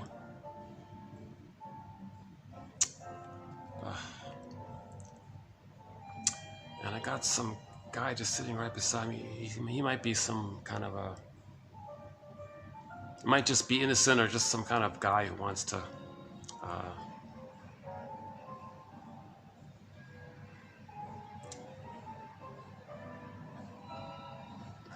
some guys are bored. Sometimes some person's bored. They want to block your path and create some little interaction or something. Occasionally, I notice sometimes that kind of thing takes place.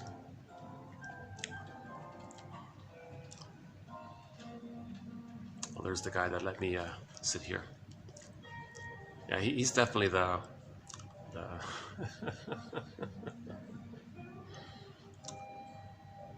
the guy that.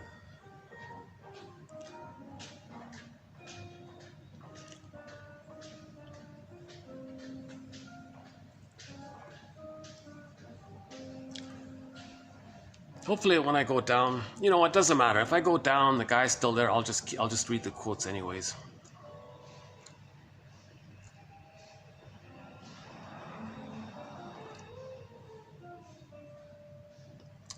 So that's the main thing. So the Mirabeau one, and about the 2 points by Mirabeau, and the follow-up to the trance logic, and then there's some loose end quotes at the end. So that'll comprise TQ 2686.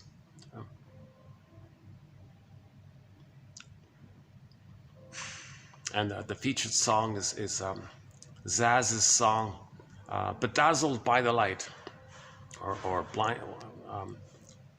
yeah, something like that. It depends on the translation. One guy puts it blinded by the, I think another guy says bedazzled by the light, or, you know, impressed by the light, or like struck by the light or something. I think bedazzled is good, yeah. He's on a subway platform, and the train just zips by. He's like, whoa, there's the light, like the light passes by. And then the person yearns for the one they love that they didn't see for decades. That person appears, but he just walks right by, ignores them. It's just, life is passing me by. Okay. So that's the inner critic. We can say that's the inner critic doing this. The inner critic says, no, don't live, don't enjoy life. Why are you so critical? Why are you so cruel? Why are you so harsh? Because you didn't save the mother, did you? Remember, so the superego waves the ego ideal that he's supposed to be perfect to save the mother. The baby has an image that he's perfect, that he's a little god, that he can save the mother. The superego flags, shows a picture that, were you that? Did you save the mother?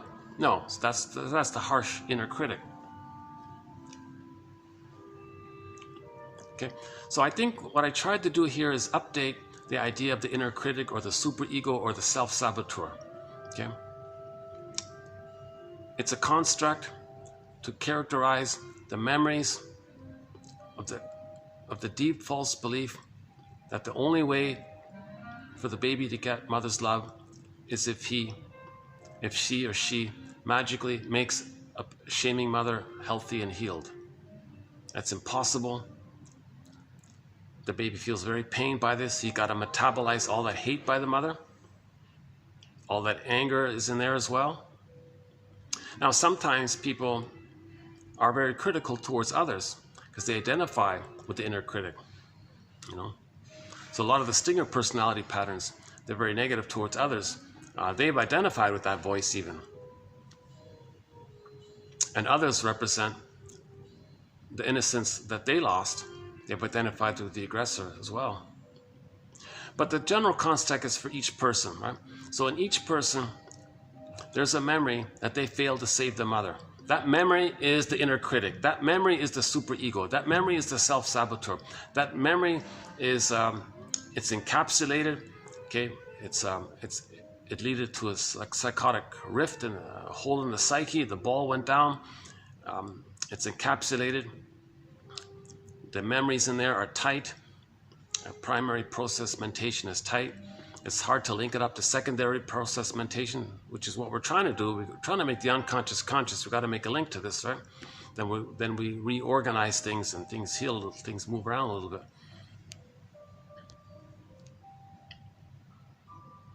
And this is responsible for NTR, negative therapeutic reaction.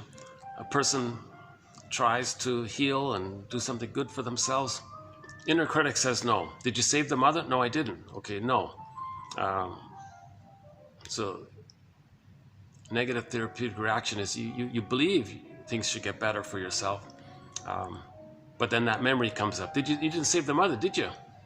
Okay, something like that. See, that's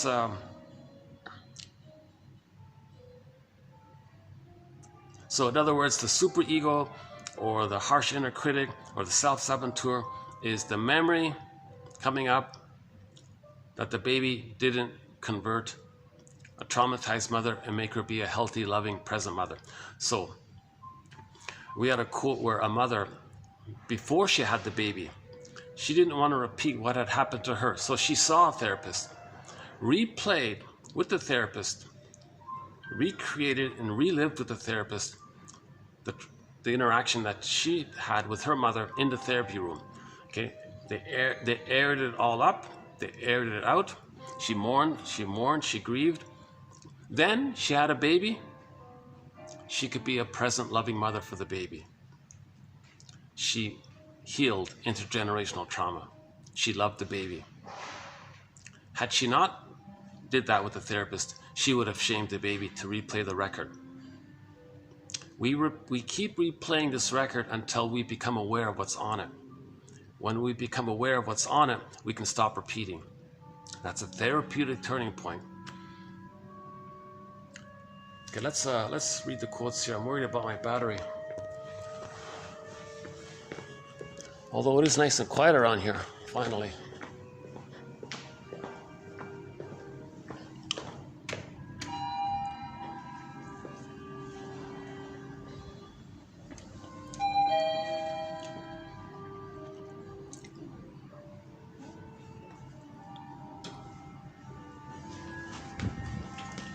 Fourth floor. Calm down.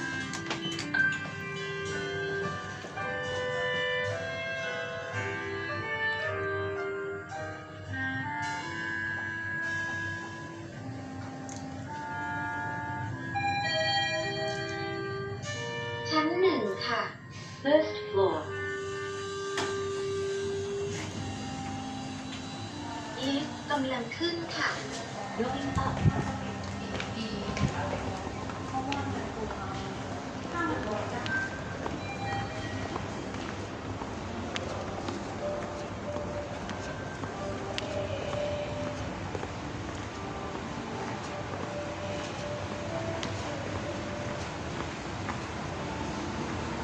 That guy's still there. Oh, good. He left. All right, that's good. So I can speak more freely here.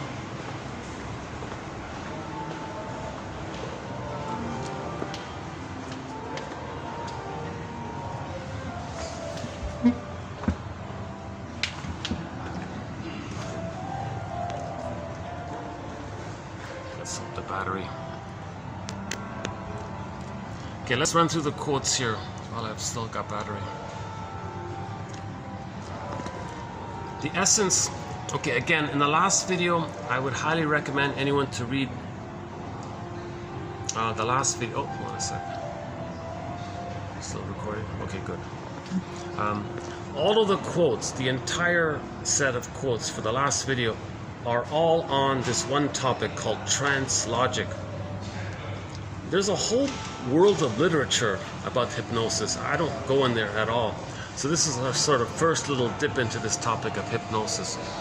But I'm only doing so to extract the link between trance logic, meaning doublethink, as a symptom of trauma.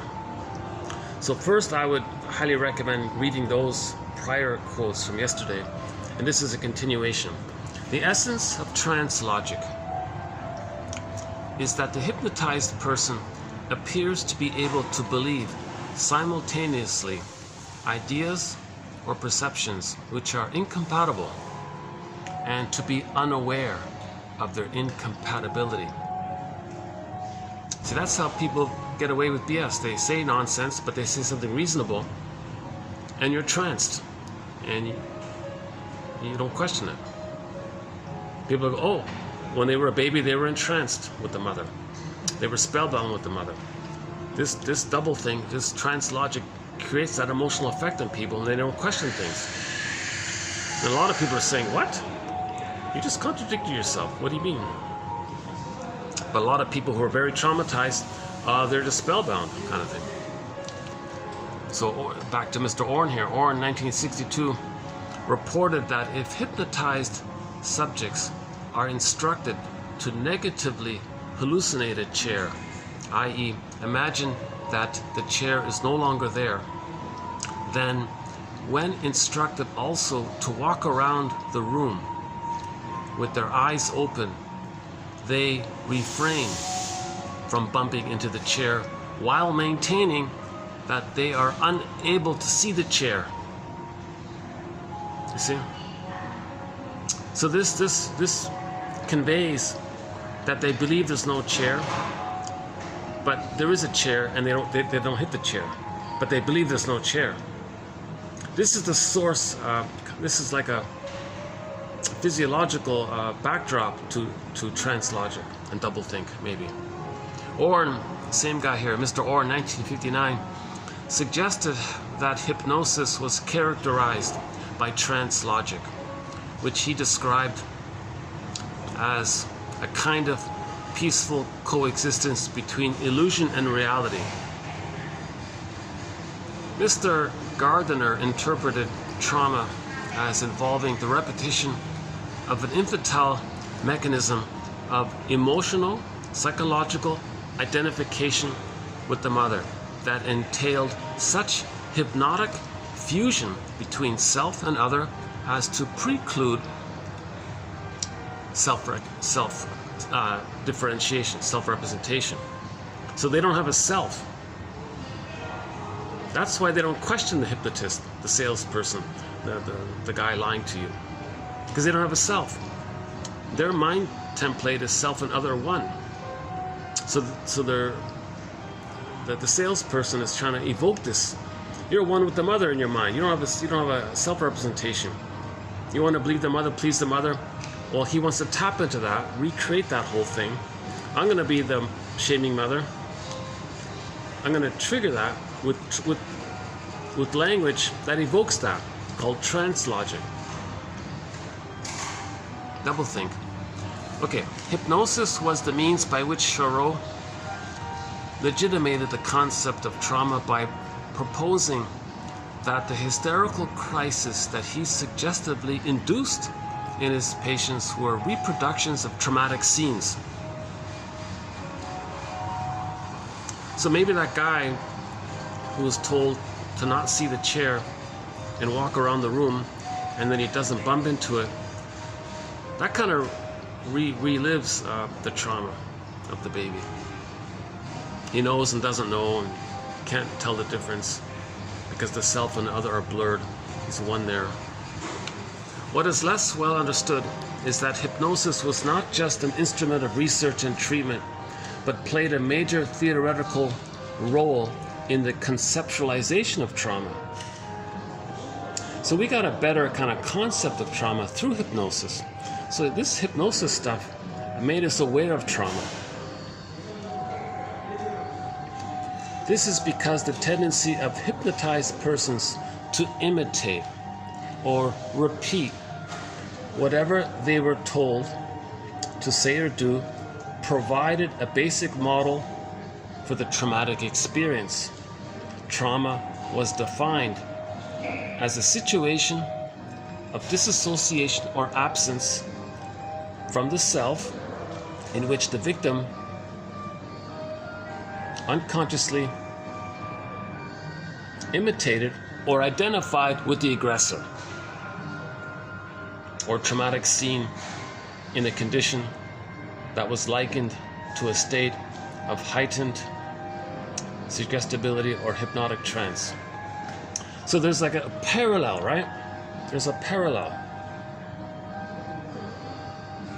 The self and the other are fused. Think about doublethink. For example, the bully pattern guy. He was shamed by the mother. In later life, he shames others to replay how the mother shamed him.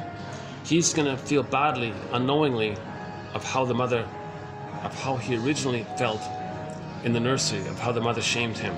So when he shames others to replay how the mother shamed him, he may feel how the pain of how the mother shamed him originally. It got triggered up. But he's become the aggressive mother. So to explain away that pain, he'll blame the one he just shamed and thinks the one he just shamed is the cause of how he's feeling bad. So he'll aggress towards others and say the victim caused him pain. See, it's the trance logic, it's doublethink. The self and the other are fused like that. So in doublethink, he can act the aggressor, co-opt the victim's words and say, I'm the victim, those are my words. And the words of the aggressor, he says, oh, the victim, those are your words. He flips it around like that. So this is trance logic, doublethink, double speak, double talk, all these things. Focus, focus, double focus. The mind is split or disassociated. It is unable to register the wound to the psyche because the ordinary mechanisms of awareness and cognition are damaged. As a result, the victim is unable to recollect and integrate the hurtful experience in normal consciousness. Instead, she is haunted by or possessed by intrusive traumatic memories. The experience of trauma, fixed or frozen in time, petrified, turned to stone, frozen, refuses to be represented as past, but is perpetually re-experienced in a painful, disassociated, traumatic present. So he's sleepwalking through life. That frozen pain in the past, he just carries it in this trance, in this living the unlived life. That's what he means. So one quote said, when trauma's over, oh no, it's not. It's not over. When the traumatic event is over, the trauma's not over. Okay, back to Emily Dickinson. There's a pain so utter, it swallows substance up, and then one goes in a swoon. That's the endorphins, the numbing, the trance, right? Another poet says, another poem, a great hope fell. Baby had a great hope for his mother. That hope fell. You heard no noise. The wreckage was within.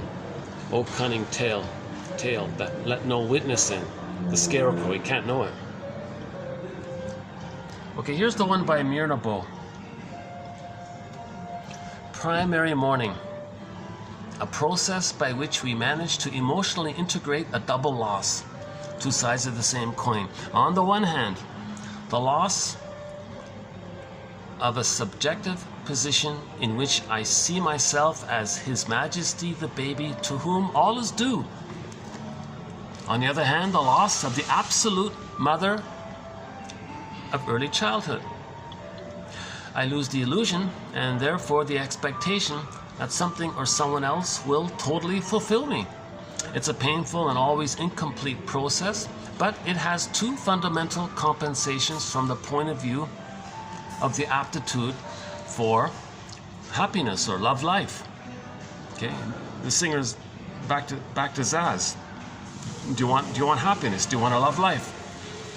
So for the aptitude for that, well, first, the compensation is for emotional maturity is first the discovery of the other as an other subject. Right? That others have a psychological life. Others are people with a personal history. They have feelings. This discovery is fundamental because many of the pleasures and joys in life are experienced in the relationship with the other. The second achievement provided by mourning is to get out of the emotional logic of all or nothing, either or. My greed or your greed, my envy or your envy. The mourning process, the exit of primary narcissism, is the absolutely necessary condition for the aptitude to happiness. So we want to get joy back at the console. That's how we love life. We got to get joy back at the console. Mourning is the process to do so. So to get joy, first we got to get sadness at the console. When sadness is at the console and sadness does their thing, and then sadness and joy can swap seats, and then joy can run the console, and that's the aptitude for happiness. So mourning is the path.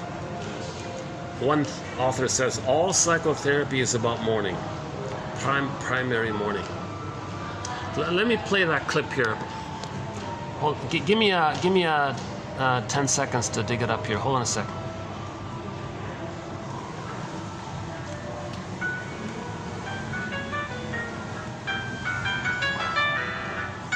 The Coke in the place of the beer, only if I can mourn for the beer. Okay, here we go. But I can only do so if soda can stand as a symbol for beer. The Coke is not the beer, but it can represent the beer. Both are bubbly, cold, refreshing, quench my thirst, Hang on. and allow me to enjoy a rest in the shade of the bar. Here we go. As we see, thanks to the symbol, I am able to mourn for the lost beer. But what exactly do I mean by primary mourning? We can define it as a process by which we manage to emotionally integrate a double loss, two sides of the same coin. On the one hand, the loss of the subjective position in which I see myself as His Majesty the baby, to whom all is due. On the other hand, the loss of the absolute mother of early childhood. I lose the illusion and therefore the expectation that something or someone will totally fulfill me. It's a painful and always incomplete process, but it has two fundamental compensations from the point of view of the aptitude for happiness. First, the discovery of the other as other subject. This discovery is fundamental because many of the pleasures and joys of life are experienced in the relationship with the other. It's difficult to enjoy life if I am totally navel-gazing. I will not resume here Winnicott's ideas about the process of discovery of the other. It's enough to mention the role of the environment as a facilitator of this process. The vignette illustrates the role of the environment in the mourning process. There is no beer in the bar, the bartender cannot fully gratify me, but he offers me a Coke. Look at that. His answer is quite appropriate, because when you are thirsty, a Coke is a source of some satisfaction. Naturally, I also need to be in a position to accept the soft drink in the place of the beer. For example, I cannot be an alcoholic. The second achievement provided by mourning is to get out of the emotional logic of all or nothing. This logic is terrible because it taints with the colors of all or nothing every sector of our mental life. If I am not everything, then I'm nothing. If this ride isn't perfect, then it sucks. If my partner doesn't give me everything, then he gives me nothing. Do you realize how the logic of all or nothing constantly throws us into anxiety and frustration? When I go through primary mourning, I get out of that logic and the anxiety diminishes. I can get out of my navel-gazing and look around. I can discover sources of pleasure and gratification that I couldn't see before. Before the mourning, if there is no beer, I'd rather die of thirst. The tour sucked. I shouldn't have come here. After the mourning, if there's no beer, I'll take something else. And the ride is worth it, even if it's not perfect. As we can see, the mourning process, that is the exit of primary narcissism, is the absolutely necessary condition for the aptitude to happiness. When the process is successful, the foundations of a more robust ego are structured and more resilient. Okay, so you can hear the whole thing on YouTube. Look up Talks on Psychoanalysis, Notes on, and then Miriam Minerbo, M-I-N-E-R-B-O. It's only 30 minutes long. Great little speech. And also she has another one on the superego, which I talked about a little bit above.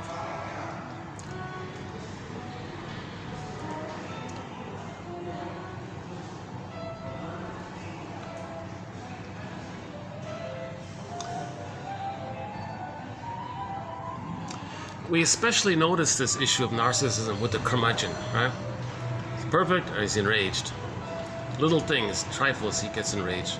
He's still in that place of His Majesty the baby, looking for everything's got to be.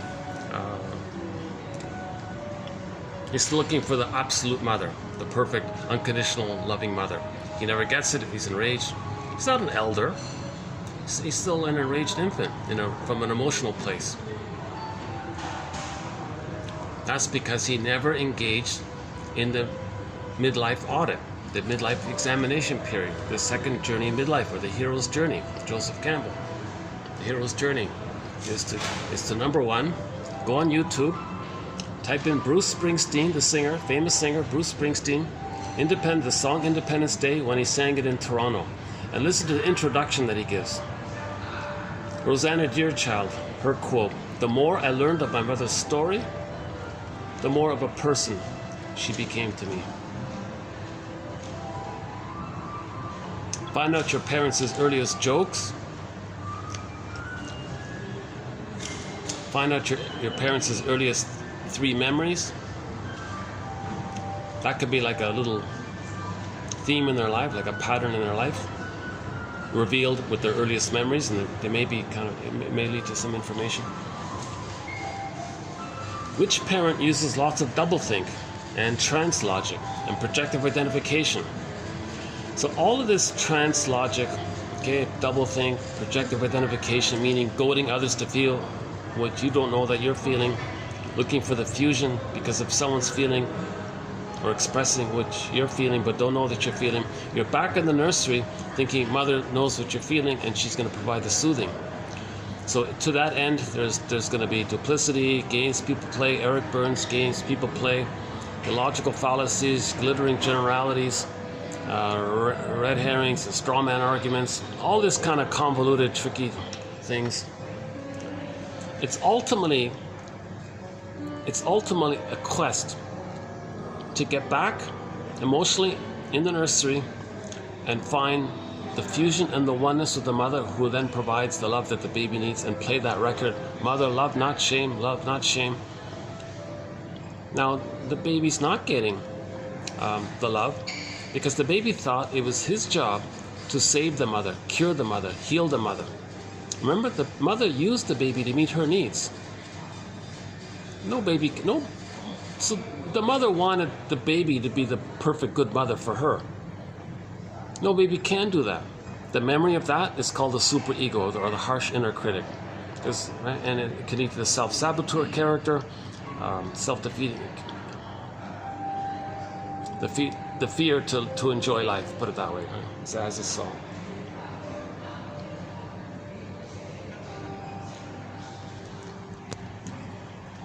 Okay, okay, the rest are just some miscellaneous quotes here. Okay, let's just line it up here. Okay, the analyst's sleepiness. Maybe this is a reenactment or an enactment or an expression of the original mother maternal unavailability and abandonment and a primitive communication from the client about early states of psychological flatness, feeling unreal, unaliveness, etc. So as I understand it, if the client comes to the shrink and the client's talking and all of a sudden the therapist is sleepy, not because he's tired in other ways, because somehow it's a primitive communication, she said, that they feel flat, unalive, sleepy, so he makes the therapist sleepy. So I was joking in the last video, semi-joking, semi-serious, that if somebody's watching my video and they feel how boring is this? Oh my God, that's because maybe you're picking up my flatness of affect. I'm looking for aliveness of affect. I want my golden ball, right? So if somebody, if you're talking to somebody and they're drawing on and on maybe, and you kind of feel bored or something, they're trying to communicate unknowingly that as a baby at least, and still to the present, they felt unalive. They lost their golden ball. So the trauma is we lost our golden ball. We spend the rest of our lives trying to get it back. Just a theory. Okay, again, back to Robert Bly's advice, 30% of what you're hearing is wrong. It's up to each listener or reader of the quotes to figure out which 30%. Lewis, 1981, also asserted that narcissism functions as a defense against shame and self-hatred. This is particularly important for the grandiose dimension of narcissism.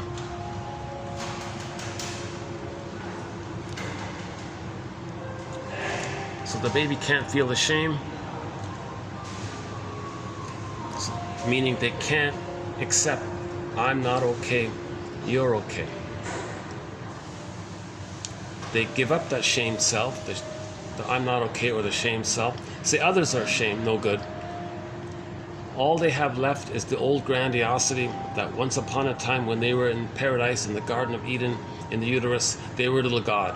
That's the grandiosity or the narcissism. So taking refuge in that is a defense against accepting they feel shame. So narcissism is a defense against shame. There's a book called Shame, the Underside of Narcissism. Envy as a defense against early loss and the inability to mourn. So there are many manic defenses around the inability to mourn. So sadness is frozen up ice mountain. If the golden ball's locked in the cage, they don't mourn. The baby may believe that the mother hated his goodness. Baby identifies with the aggressor to stay loyal and one with the mother who hated his goodness. He's got to hate goodness. That's called envy, hatred of the good. So when he's envious, he feels safe with the mother because he's become the hating mother. Baby can't tell the difference between his mother and his experience of the mother.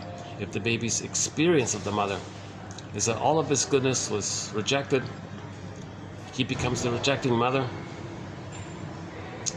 and the mother hated his goodness. So to be the rejecting mother, he's got to hate goodness. So envy is hatred of the good. When they hate goodness or see goodness damaged, they feel safe with the mother. Okay, they're doing this because sadness is frozen up ice mountain. So envy is a symptom of trauma, obviously. And in the song Rise, he makes that point. Yeah, let's play that. In the song Rise, he makes that point.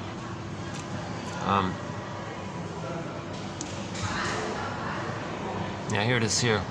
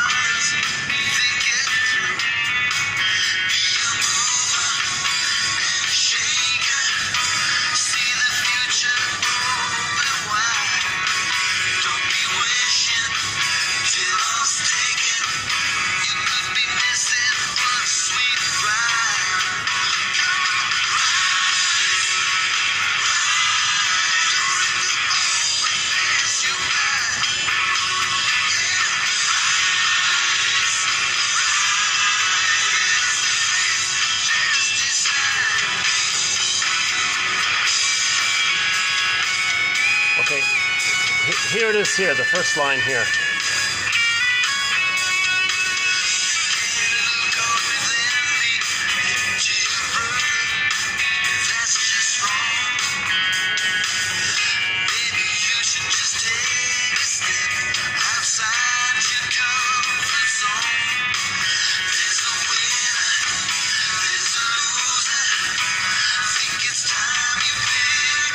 Love life or let it pass you by.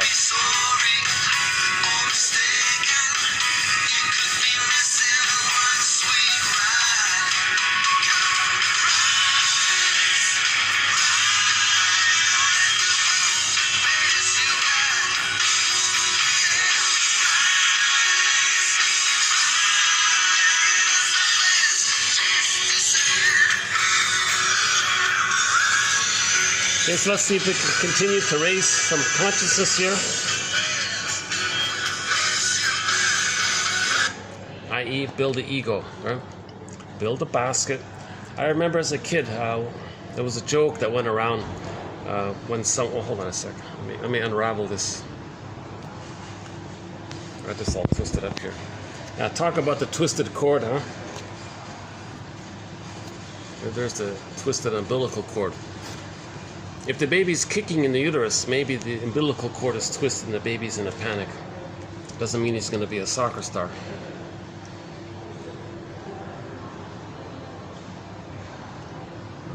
Hang on a second.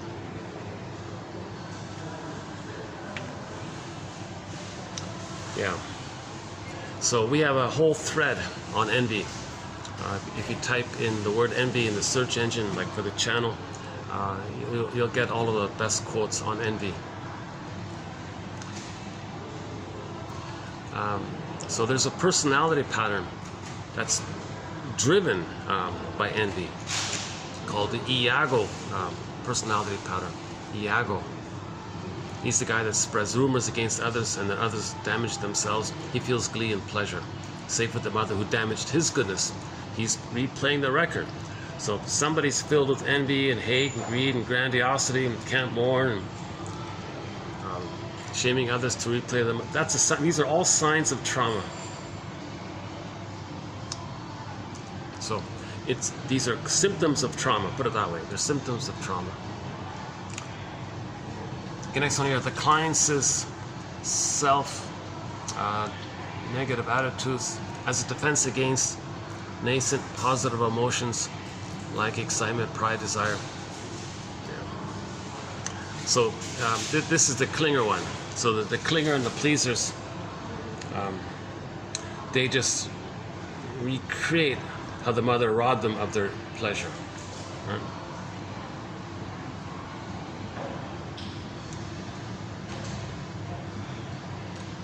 Okay, this phrase, I'm not a fan of this phrase, but a lot of shrinks refer to this phrase, attacks on linking.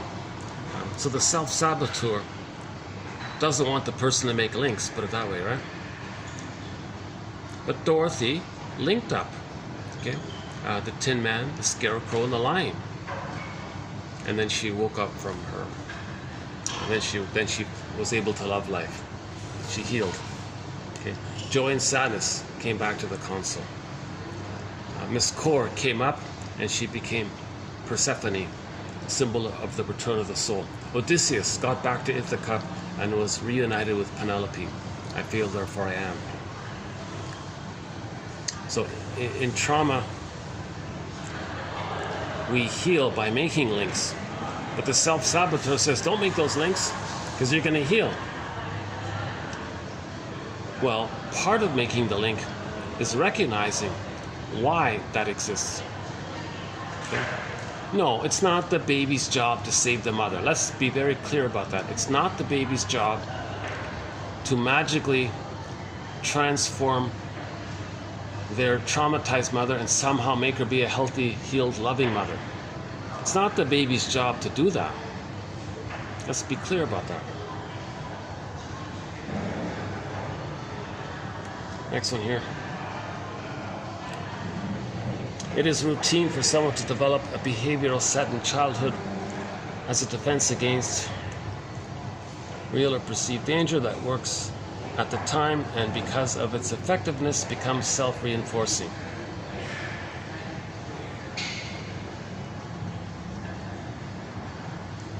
Right.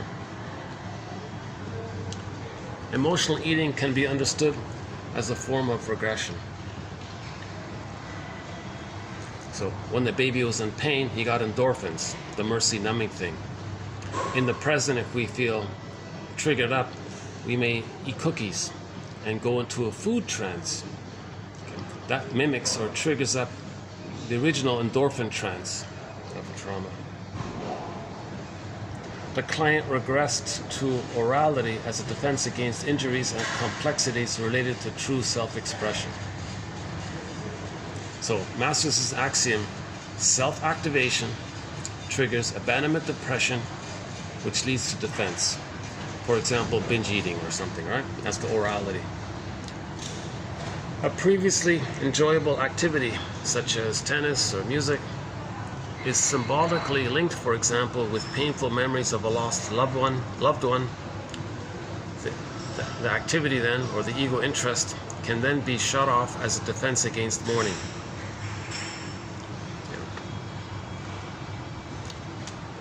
So So something you did with your best friend or something, or your loved one, your partner, and they're gone. That activity you enjoyed to do together, you may avoid that interest because it reminds you of the person.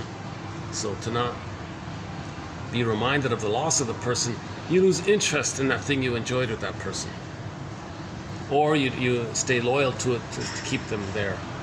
So two ways to do it. This last one here, I just threw it in here for maybe future reference. I have no idea about this one, about the clothing. Edmund Bergler, one of our mentors, has a book about clothing, psychoanalysis of fashion, right? Clothes can be a celebration of the body, but they can also be a defense against sadness and loss. I'm not going to comment. I don't know about that one. Obviously, in the funeral, that's... No, wait a minute. In the funeral, you're wearing clothes to admit your sadness. Oh yeah, so let's imagine somebody goes to the funeral wearing flamboyant, colorful colors. That's the manic denial. No, I'm not sad. Maybe something like that. I'm going to leave that one just as it is. Maybe pick up on it in the future.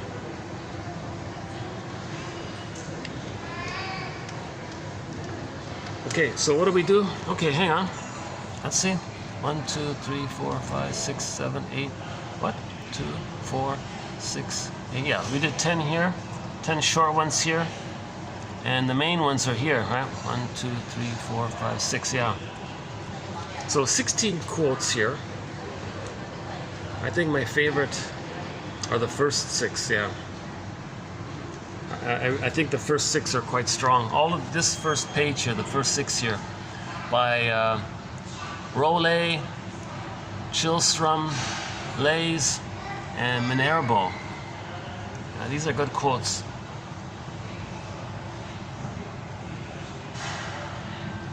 Okay, the one about the chair. Identification with the aggressor. Lack of self-recognition in trauma.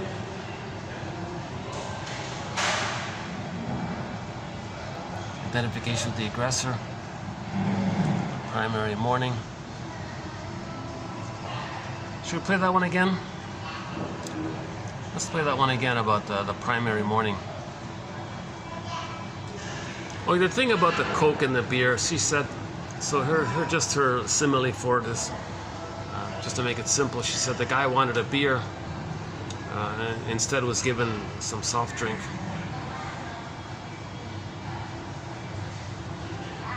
And then he thought the trip was ruined or something. The trip was a waste.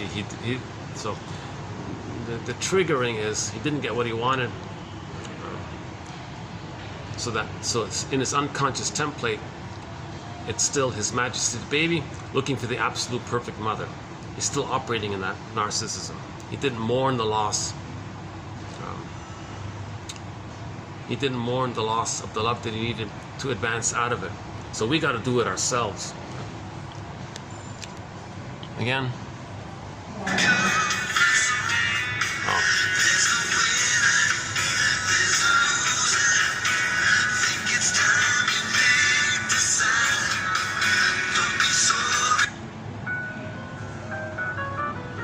You could be missing one sweet ride. The emotional conditions for it are given by the intersubjective relationship. So I can accept the Coke in the place of the beer only if I can mourn for the beer. But I can only do so if soda can stand as a symbol for beer. The Coke is not the beer, but it can represent the beer. Both are bubbly, cold, refreshing, quench my thirst, and allow me to enjoy a rest in the shade of the bar. As we see, thanks to the symbol, I am able to mourn for the lost beer. But what exactly do I mean by primary mourning? We can define it as a process by which we manage to emotionally integrate a double loss, two sides of the same coin. On the one hand, the loss of the subjective position in which I see myself as His Majesty, the baby, to whom all is due. On the other hand, the loss of the absolute mother of early childhood. I lose the illusion and therefore the expectation that something or someone will totally fulfill me. It's a painful and always incomplete process, but it has two fundamental compensations from the point of view of the aptitude for happiness. First, the discovery of the other as other subject. This discovery is fundamental because many of the pleasures and joys of life are experienced in the relationship with the other. It's difficult to enjoy life if I am totally navel-gazing. I will not resume here Winnicott's ideas about the process of discovery of the other. It's enough to mention the role of the environment as a facilitator of this process. The vignette illustrates the role of the environment in the mourning process. There is no beer in the bar. The bartender cannot fully gratify me, but he offers me a Coke. Look at that. His answer is quite appropriate because when you are thirsty, a Coke is a source of some satisfaction. Naturally, I also Bad example. Make it lemonade. in a position to accept the soft drink in the place of the beer. For example, I cannot be an alcoholic. The second achievement provided by mourning is to get out of the emotional logic of all or nothing.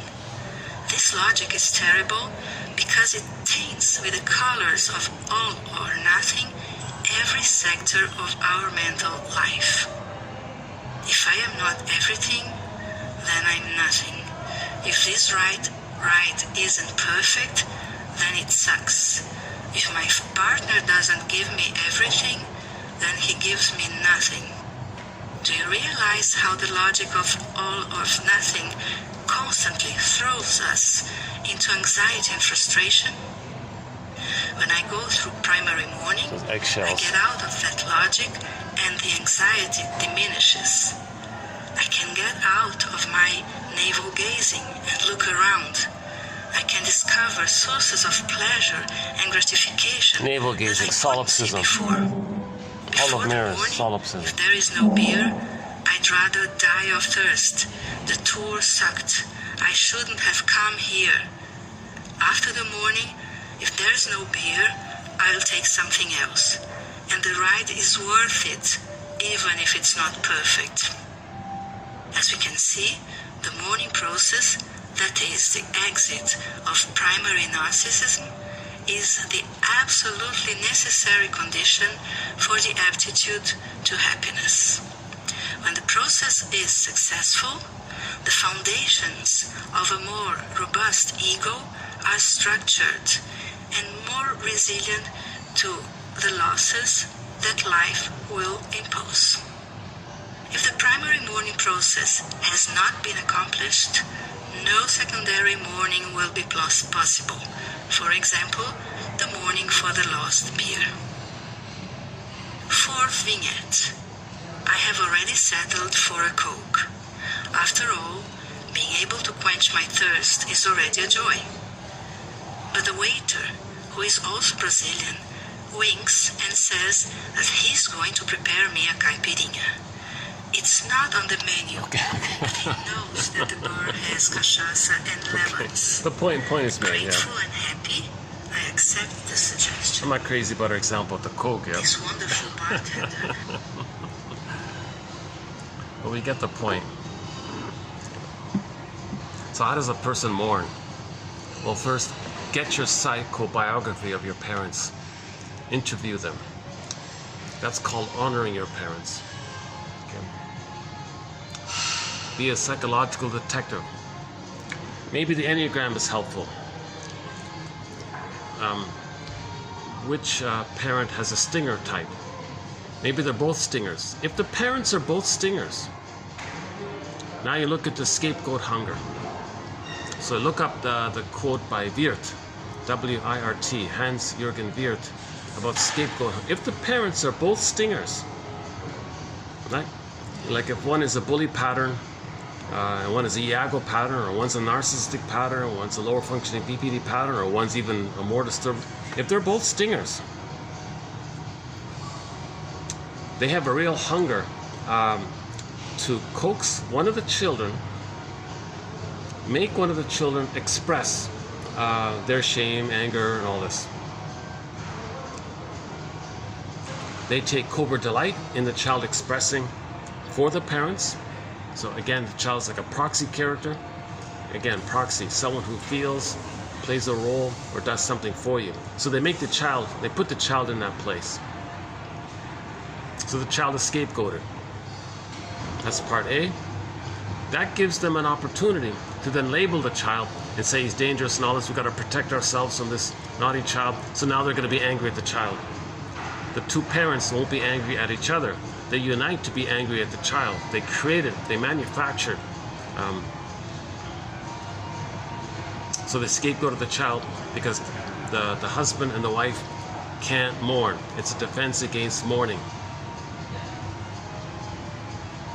So if the parents were both stingers and they scapegoated one of the children, that's because they couldn't mourn. That's one of the manic defenses.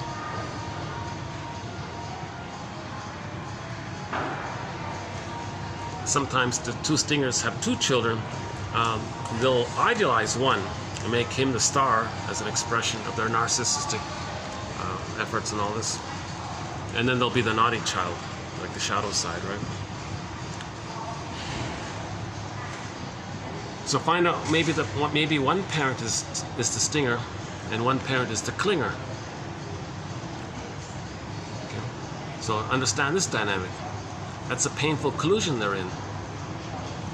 Because the parent who's a stinger is only going to shame, devalue, hate their partner, because the stinger is replaying how the mother did those things to them.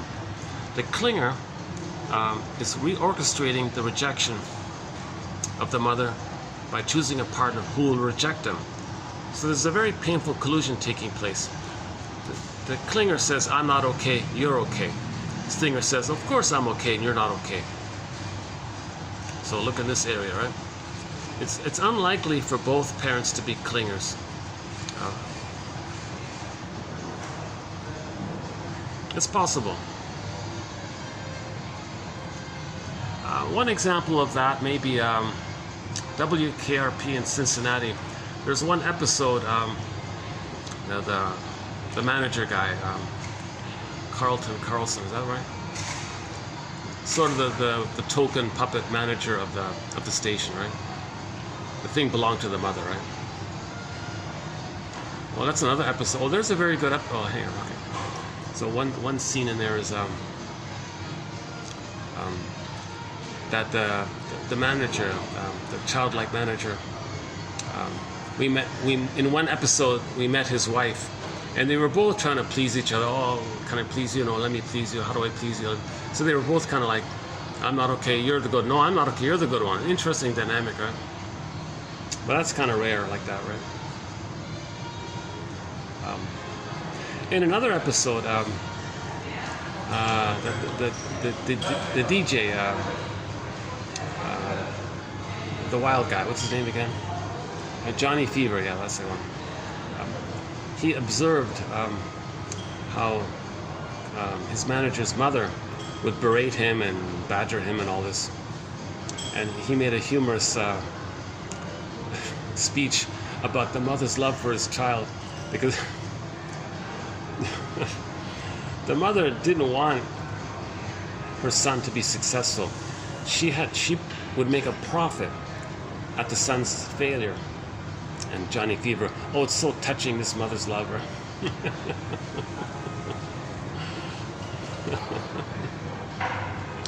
Now that actor, by the way, did a pretty good job in another show called Head of the Class. He was like a teacher for these gifted high school students. Yeah, so he was like a little therapeutic in that area, in that show. Yeah, that actor passed away a couple of years ago, right? He played a guest episode in the Drop That Diva show I talked about earlier. He was the camel milk seller.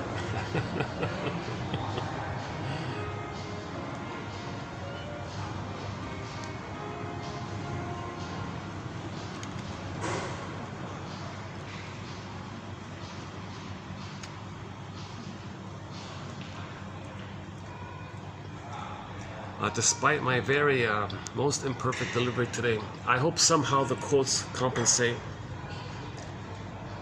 I think I'll start to wind down this video here.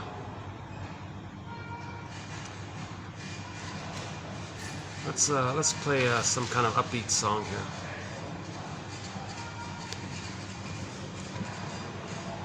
Alton Gunn, maybe?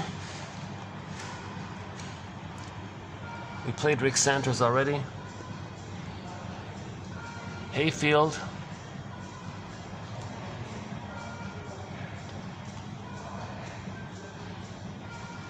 Should we play Zaz again?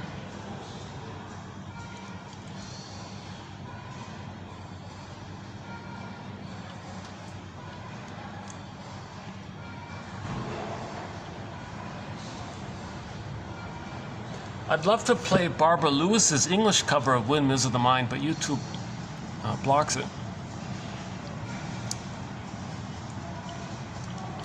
Oh, what about this one? Lou Who, song called Look. That one's not bad, yeah. Oh, you mentioned Bruce Springsteen before, yeah. You know, in honor of Miss from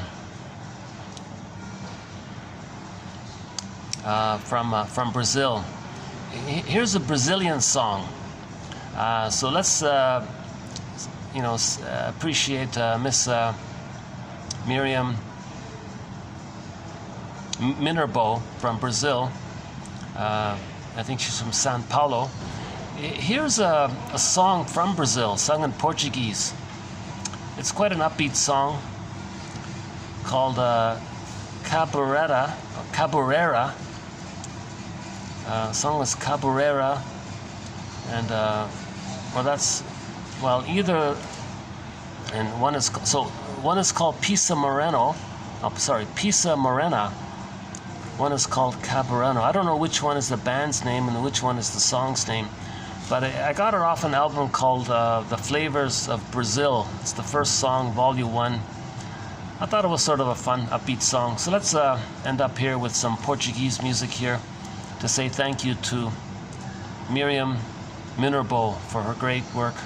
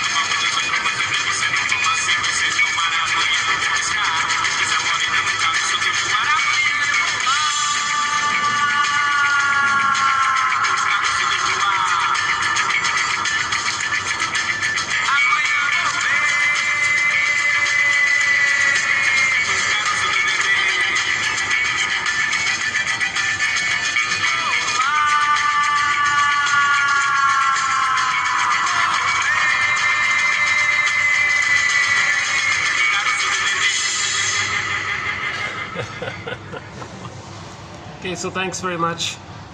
If you'd like a copy of 1001 Windmills of the Mind, the link is posted below. See you in the next video. Thanks again.